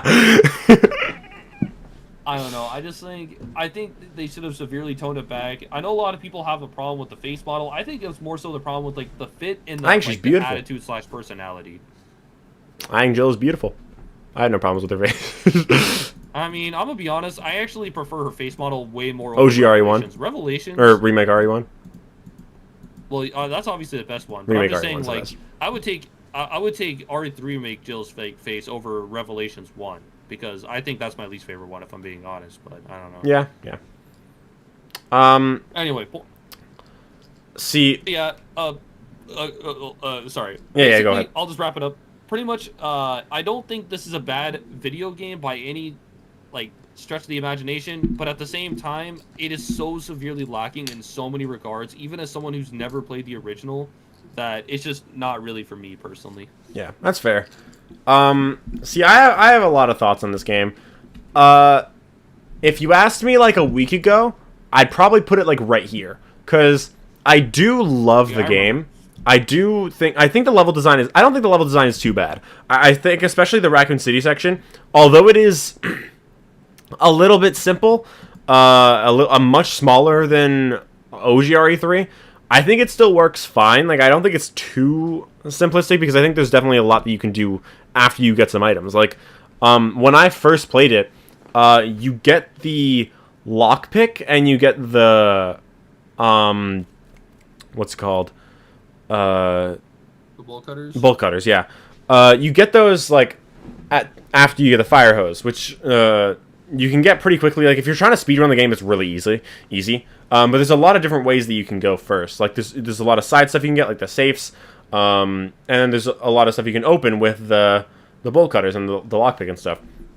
And when I first played the game, I went back and did all of those things in the main area before I did the drain demos section, like the power plant, because I wanted to make sure that I had everything that I could have before I had to go back, before I had to go on to whatever the section was. And that was a wise decision because you have to go through all that shit, which is really annoying, and then Nemesis shows up, and then you have to run away from him for the whole time. So it's best to actually stay away from him, to avoid having to spend so much time with him and to get to the main mission first rather than having to go around and do all the side stuff first. I also think that I just think that whole section is good. I don't think it's bad. It's as good as the original RE3, but I don't think it's bad. And the main reason that I would have had it above OGRE3 is just because I prefer the perspective. Although there's a lot of stuff the original game does better, I think that the perspective of like the the fixed camera angles. It works really well in RE1 and 2, and it works well in the original, but it doesn't work quite as well as the other games, simply because this game, although it is a very scary game, it's a little bit more action horror than it is, like, it's still survival horror, but it's a little bit more action horror than the previous 2 games. So, like, because you're running away from Nemesis all the time, and you're running away from all the zombies, there's a lot of zombies, a lot of ammo that you get. So, I feel like the horror aspect of the fixed camera angles is kind of lost in this game, so it doesn't work quite as well, and that's why I prefer the over-the-shoulder view, because I prefer that perspective in general, and while the fixed camera angles work well for the older games, they don't work as well for RE3, so I think the over-the-shoulder view just works a little bit better. So that's the main reason I had it above. There's a lot of stuff that I don't like about, like, how they treated this game as a remake. Like we mentioned earlier, the "you want stars, I'll give you stars" is an iconic line from the original, and she says it at a random point in the middle of the story, and she can literally get interrupted. Like, you can get hit out of saying it, which is just dumb. The intro Nemesis sequence is fine on the first playthrough, it's cool, but Nemesis works way better as a slow burn like he does in the original, and I feel like the fact that he doesn't kill Brad in this game, it just makes it a lot... there's a lot less stakes for Nemesis, because he's cool for what he is, but he's not cool for what he was in the original. He's way too easy to beat, because you can just drop him with one grenade, and he's easily the best part of the original, but he's not nearly as good here. The zombies in this game also don't move like zombies as much. There's barely any dismemberment compared to RE2 Remake. The zombies in cutscenes, they just move really weirdly. The way that they, like, climb up the fences and stuff, and, like, the way that they walk. It just don't look like zombies. They don't move like zombies. Yeah, what's up? So this was, I don't know if this was something, I don't know, okay, I genuinely could not tell you if this was a console or a PC thing, but I actually have heard a few people complain about this. Dude, if there's too many zombies in the back row, they start, like, moving at a lower frame rate. Yeah, they do. Also, like, during Carlos's section, they, like, blow up in, like, a goop because there's, like, too many zombies on yeah, they I'm do. not gonna lie, man. Like, I get this isn't supposed to be, like, a scary game, but, like, it doesn't even feel like there's a single ounce of horror in this game at times. Actually, I would say almost all the time, if I'm being 100% honest. I don't know. Like, yeah, I get it's the really not a original scary wasn't, game, like, like scary at all, but, like, at the same time, like, at least with, like, RE4, there was, like, a balance to it, you know what I'm saying? Like, you still had, like, you know, like, bosses that would insta-kill you. Even it was, like, tense, you know what I'm saying? It wasn't necessarily scary, but, like, I feel like this game is lacking a lot of, like, either tense or even, like some scary moments. Anyway, sorry, I just want to butt in with that really quickly. Yeah. One of my biggest problems with Nemesis in this game is something I mentioned earlier. There's some doors he can't go through. The biggest example of this, the most egregious example, when he first appears after the Drain Demo section, you run back, and you get to the area where you first met Nikolai. You go through that door, he can't follow behind you. What's even worse, we are walking. We cut this Nemesis chase sequence short to have Jill walk through a door, not run, walk through a door, and be like, "Carlos, he's after me, I'm gonna fucking die! Ah!" But she's doing this while fucking walking. Like, and he's right behind us, and we're walking, and he's not walking through the door. It just cuts all of the tension. And the problem with Nemesis in this game is that he only really appears in scripted sequences, and while that is kind of the case in the original, he lasts way longer in the original. Like, he sticks around for way longer. Yup. And in this game, some of those sequences are kind of cool, but they're too few and far between, and there's only a couple of them, and a couple of them are really boring. Like, the first chase sequence is cool, but then later, you're running away from him, like, when he has the rocket launcher and he's aiming at you after you pass by the kendo part. That chase sequence is just kind of boring. I don't really enjoy that part. What else?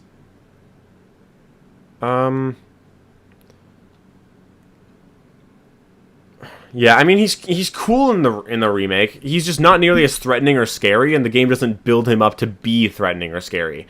Also, another big problem with the game, the shotgun, it doesn't really work like a shotgun. I had this problem a couple times where in the boss fight with the, like where you're in the pit and you have to shoot the buttons when he's behind them, if you shoot it with the shotgun, sometimes it hits and sometimes it doesn't. Which doesn't, like, it's not even like I'm too far away. Like, I'm still pretty close. The circle is, like, the square is almost fully encompassed. Is fully encompassed by the circle. And there's not that much space left in the circle. So, like, the bloom is just really shitty sometimes. Because, like, that's not how a shotgun works. Like, at least one of those bullets that comes out of that shell will hit that button, but for some reason it just doesn't sometimes. Sometimes it does, sometimes it doesn't. It's just not how a shotgun works. Also, the quick time event to get zombies off you is completely useless, because even if you get the quick time event done before the zombie bites you, he still bites you. So, what's the point of that quick time event? And also, there's no, you have a knife, but you can't use it as a defense item. So, if you get grabbed by a zombie, there's no escaping it, which is stupid. Like I said, the intro Nemesis sequence is cool, kind of, but it's only cool on the first playthrough. When you're doing repeat playthroughs, it's just boring, which is unfortunate because this game really wants you to replay it. And like I said, I do enjoy replaying it, especially now that I have like the infinite rocket launcher. It's fun just getting through to see how fast I can do it. But you have two difficulties that, like Nightmare and Inferno, which you have to play the game at least 2 times in order to get to the hardest difficulty. And the fact that you have to go through that intro sequence so many times, like these areas where the repeat playthroughs, it just gets boring when you make it to them. And I think... Hello?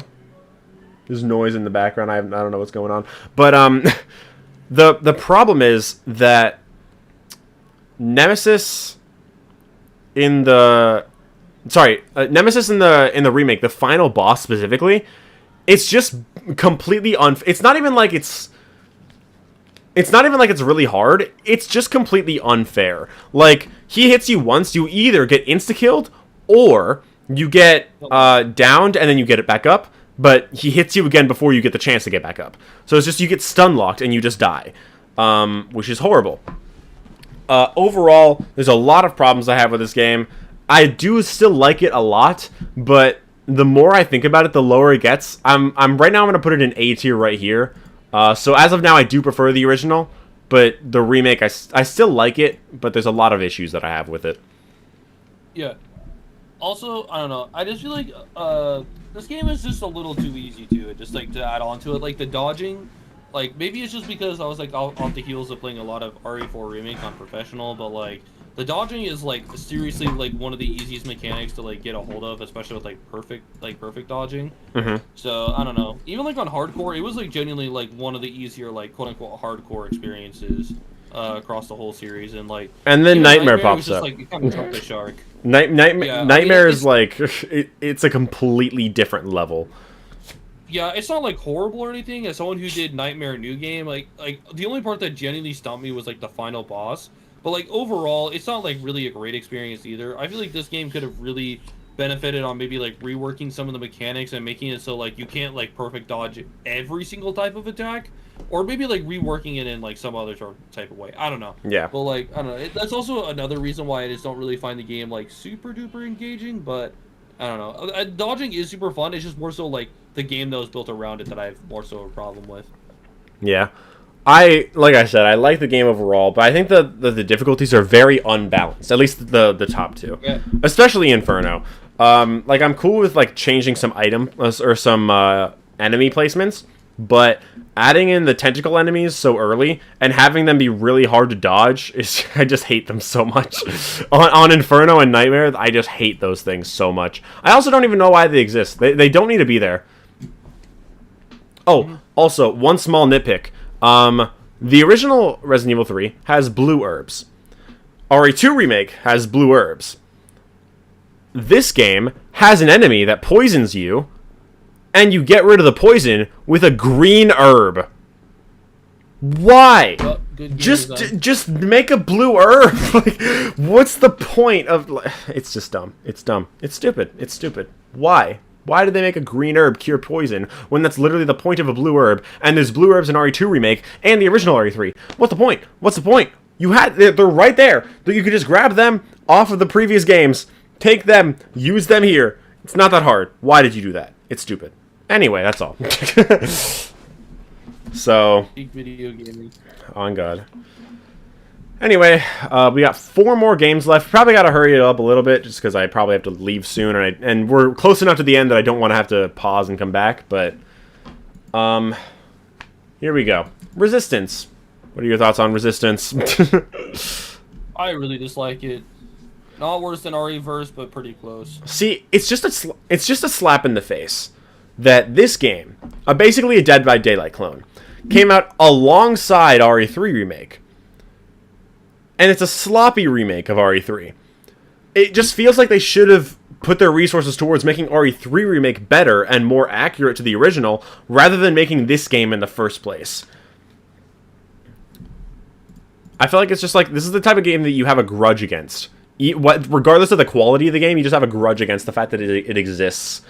And is the game itself even good? No, not really. Like, it's really repetitive. The tasks are kind of boring.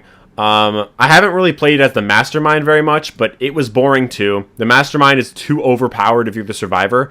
But like being the Mastermind, there's not really. It just doesn't. It's not enjoyable. The maps are kind of lame. They're repetitive, and they're not really interconnected enough. Like, they're too linear.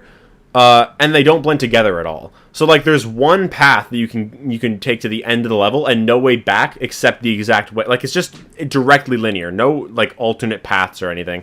And, like, you go through the elevator, get to the next area, and it's like a completely different area. Like, it's not even the same map. It's just not the same at all. It just doesn't really match. Interconnected can be used to describe either way. Having the maps be easy to get back to where you started, or make them match each other. But it doesn't do either of those things.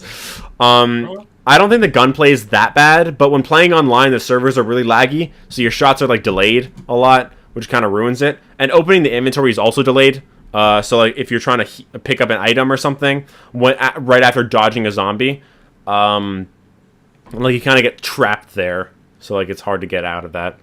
So... Basically, all the fluidity that RE2 and 3 remake had is just completely thrown out the goddamn window because they had to make it online. Like, going through doors, for example, instead of just pushing it open by, holding forward, you have to actually, like, physically interact with it and then, like, start moving forward again. It's really clunky. And, yeah. like, a lot of that stuff applies to, like you said, the inventory, aiming, shooting, dealing with, like, zombies that are, like, biting you or whatever. It applies to everything. It's really frustrating. Mm-hmm. Yeah.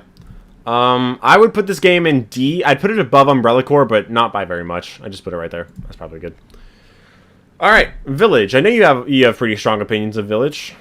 So you can go first. I don't really have I don't have much to talk about, so you can talk first. Village is kind of a hard one to talk about because the game is made by people who know how to, like, basically, the game looks beautiful. It sounds great. The guns look and sound amazing. Like, the mocap is great, like the facial animations. But the problem is that the game it's for isn't really that good. If all of those aspects weren't so great, I don't think people would think of this game so highly, if I'm just being 100% honest. Like, it just feels like an RE theme park, like, sort of, like, game. And I don't know.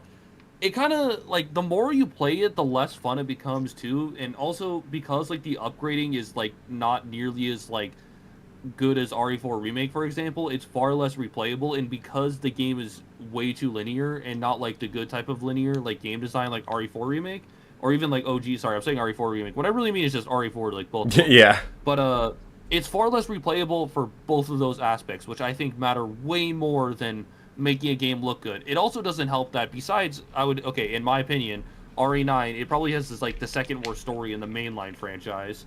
And probably the single worst main character, which is the RE8 revised Ethan Winters. I don't even consider him to be the same character as 7, if I'm going to be 100% honest. Yeah, he's very different. we'll talk about both like they're one and the same. In my opinion, they are not the same. One is supposed to be a stand-in, and the other is them trying to take a character that was never supposed to be a character, act like a character that is. Yeah, they're overcompensating, and it just didn't end up being that. Overcompensating for the criticisms, also, basically. Yeah. Yeah. Also, I really don't like Shadows of Rose. I think it's probably one of my least favorite pieces of DLC of all time. Yeah, it wasn't very fun. I'm trying to think I swear, I had something else in my mind. I don't know. There's just a lot of things like, oh yeah, the whole Winters expansion. I'm not gonna lie, never really been a big fan of it. I didn't really like the mercenaries in this game. The third person in this game is basically just like a mod you can get on Nexus mods, except you have to pay for it. Yeah, the mod's not very good. Yeah, and then or sorry, the third person. I mean, it's not very good. Yeah, I mean, it essentially is a mod. So yeah, basically. I get it.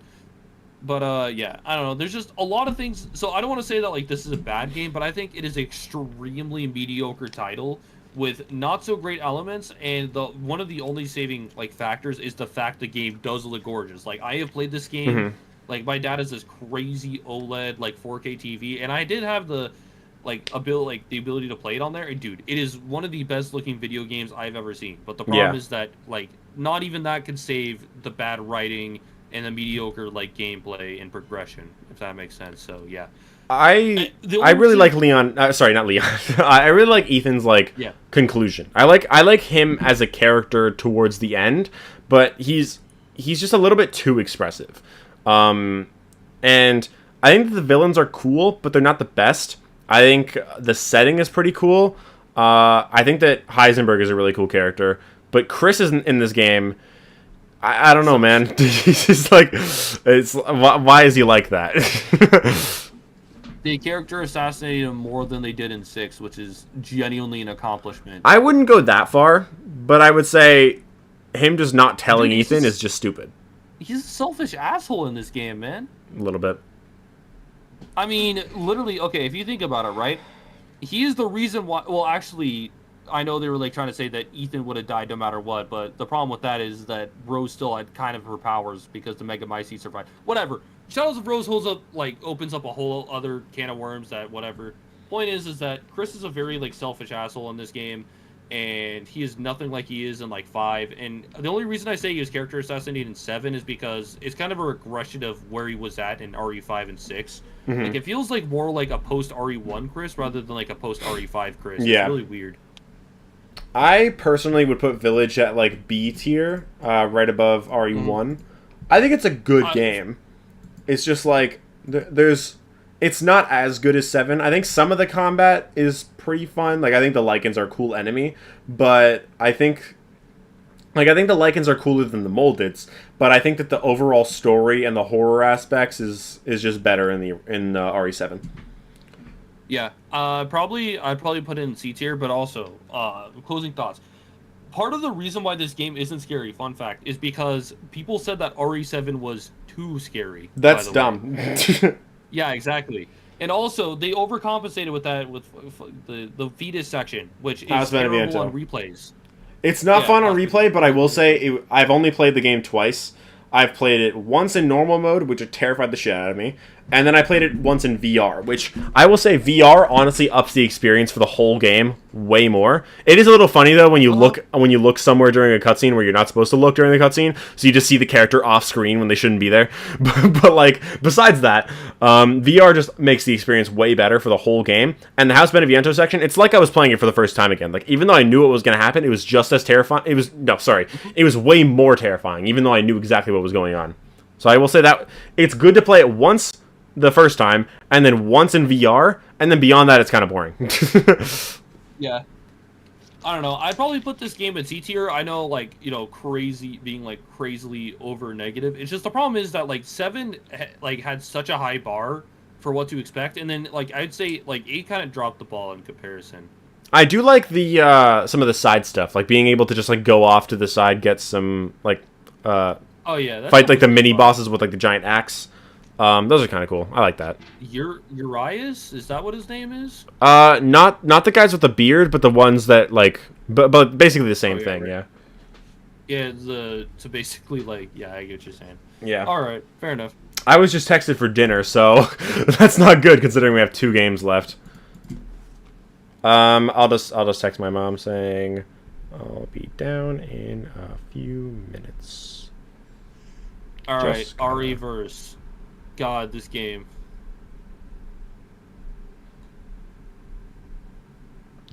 See, RE-verse, I haven't played, so it's going in the haven't played category. I don't really know much about it, but from what I've heard, it shouldn't exist. I don't know why it does. Yeah, I mean, TLDR, basically you play as, like a legacy RE character, or, like, RE7 Chris for some godforsaken reason. And the more kills you get, when you die, you become, like, either, like, you know, it could be, like, a fat molded, which is, like, you know, cringe, or you could be, like the Mr. X, like, mutated form or something. Mhm. Like, it's a really weird and gimmicky game. And I don't really like it that much. It plays better than Resistance, but I'd probably put it lower because it just, I don't know. It's just a weird game. I don't really like it. I don't know. Is that weird? Like, I enjoyed it more, but like I don't think the quality is necessarily. Yeah, better. yeah, I that don't makes know, sense. man. I think. See, I do kind of wish you could still play it just for completionist's sake, because I do want to have said I've played every single Resident Evil game. I've played all 30 of them, but no, I've played 29 of them, which is sad. Man, I got to level 10 in the battle pass and got that achievement. So yeah, we're good. Resident Evil Battle Pass, by the way, so peak. How peak, yeah. Anyway, gotta speed run these last two. Unfortunate for Requiem because we have a lot to talk about for that, but we talked about it for 4 hours, so it's probably fine. So let's wrap up quickly. RE4 Remake. This is, for me, my favorite game in the series. I just love everything about it. I think that it does a great... All the changes to the story and the gameplay work really well for the new vibe that this game is making, because RE4 has a very distinct vibe. And everything they do for that vibe serves it well. It makes sense. This game has a completely different vibe, but all the changes that they made to the original game, they work well within the new vibe. I think it just all fits together very well. I think Ashley is written better. I think Leon he's still just as corny, but he's a lot more grounded, and it's more of a natural progression from RE2. Like, he makes a lot more sense compared to the original. And yeah, I think the game just does a better job at like fitting in the world that it's a part of, with RE2 having happened. And some of the villains are better, some of them are worse, but I do think the addition of parrying is a great mechanic. The only problem is on Professional, it's really hard to perfect parry, which is you can't parry otherwise. Still easier than Requiem. Huh? Oh, I'm just saying it's still easier to perfect parry and make rather than Requiem. Yeah. I mean, at least in Requiem, you don't have to perfect parry. It's just like you have to for an achievement, but for them and I think are the perfect parries how like you end up being able you like open them up for like a stab to the head. Is that what perfect parries are? Yeah, especially if you're playing on Sanity, which I wouldn't do it on New Game, but I did. But if you're dealing with the blister heads, you have to put them up like for that opportunity to like do that. So you kind of have to. Yeah. And I'm just gotta say the perfect parry windows in that game are just not it. At least in 4-make, they could be kind of frustrating sometimes, but those windows are like replicatable, if that makes sense. Yeah. So even with all my grievances, I will admit at least they got that part right. Mm-hmm. Yeah. You have anything to say about RE4 or? God, I probably have too many thoughts. Basically, TLDR, I think the harder difficulties are a little too unbalanced. And I feel like story-wise and character-wise, they have some really neat changes, but I feel like overall they don't really like. I don't feel like it's really an improvement on the original, and it's kind of like a two-step or like a one-step forward, two steps back situation where it's like it's still good, but I don't think it's as good as the original, just in my opinion. But yeah, I prefer it over the original, but I think like all the changes they work for what it is. Like they're very different experiences, even if they follow like a similar story structure. And I think that they do them differently, but they're both done incredibly well. I prefer the remake, but I think both are fantastic. So I don't blame anybody for choosing the original over the remake. Anyway, Resident Evil Requiem. There's a lot to talk about here, but very little time. I kind of got to go now, but just short thoughts on RE9. You can go ahead. TLDR, I think the first half of the game is actually rather good, and then the second half of the game kind of jumps the shark immensely, and it doesn't help that Leon's gameplay is just an objective downgrade from from RE4, which is kind of the standard. It doesn't. Yeah. It probably doesn't help even further that there was probably just entirely different dev teams, which is kind of weird because like I think that dev team that made two and 4 make, they did help, but I just don't think they did enough to like fix the mistakes that the 7 and 8 guys made on this game.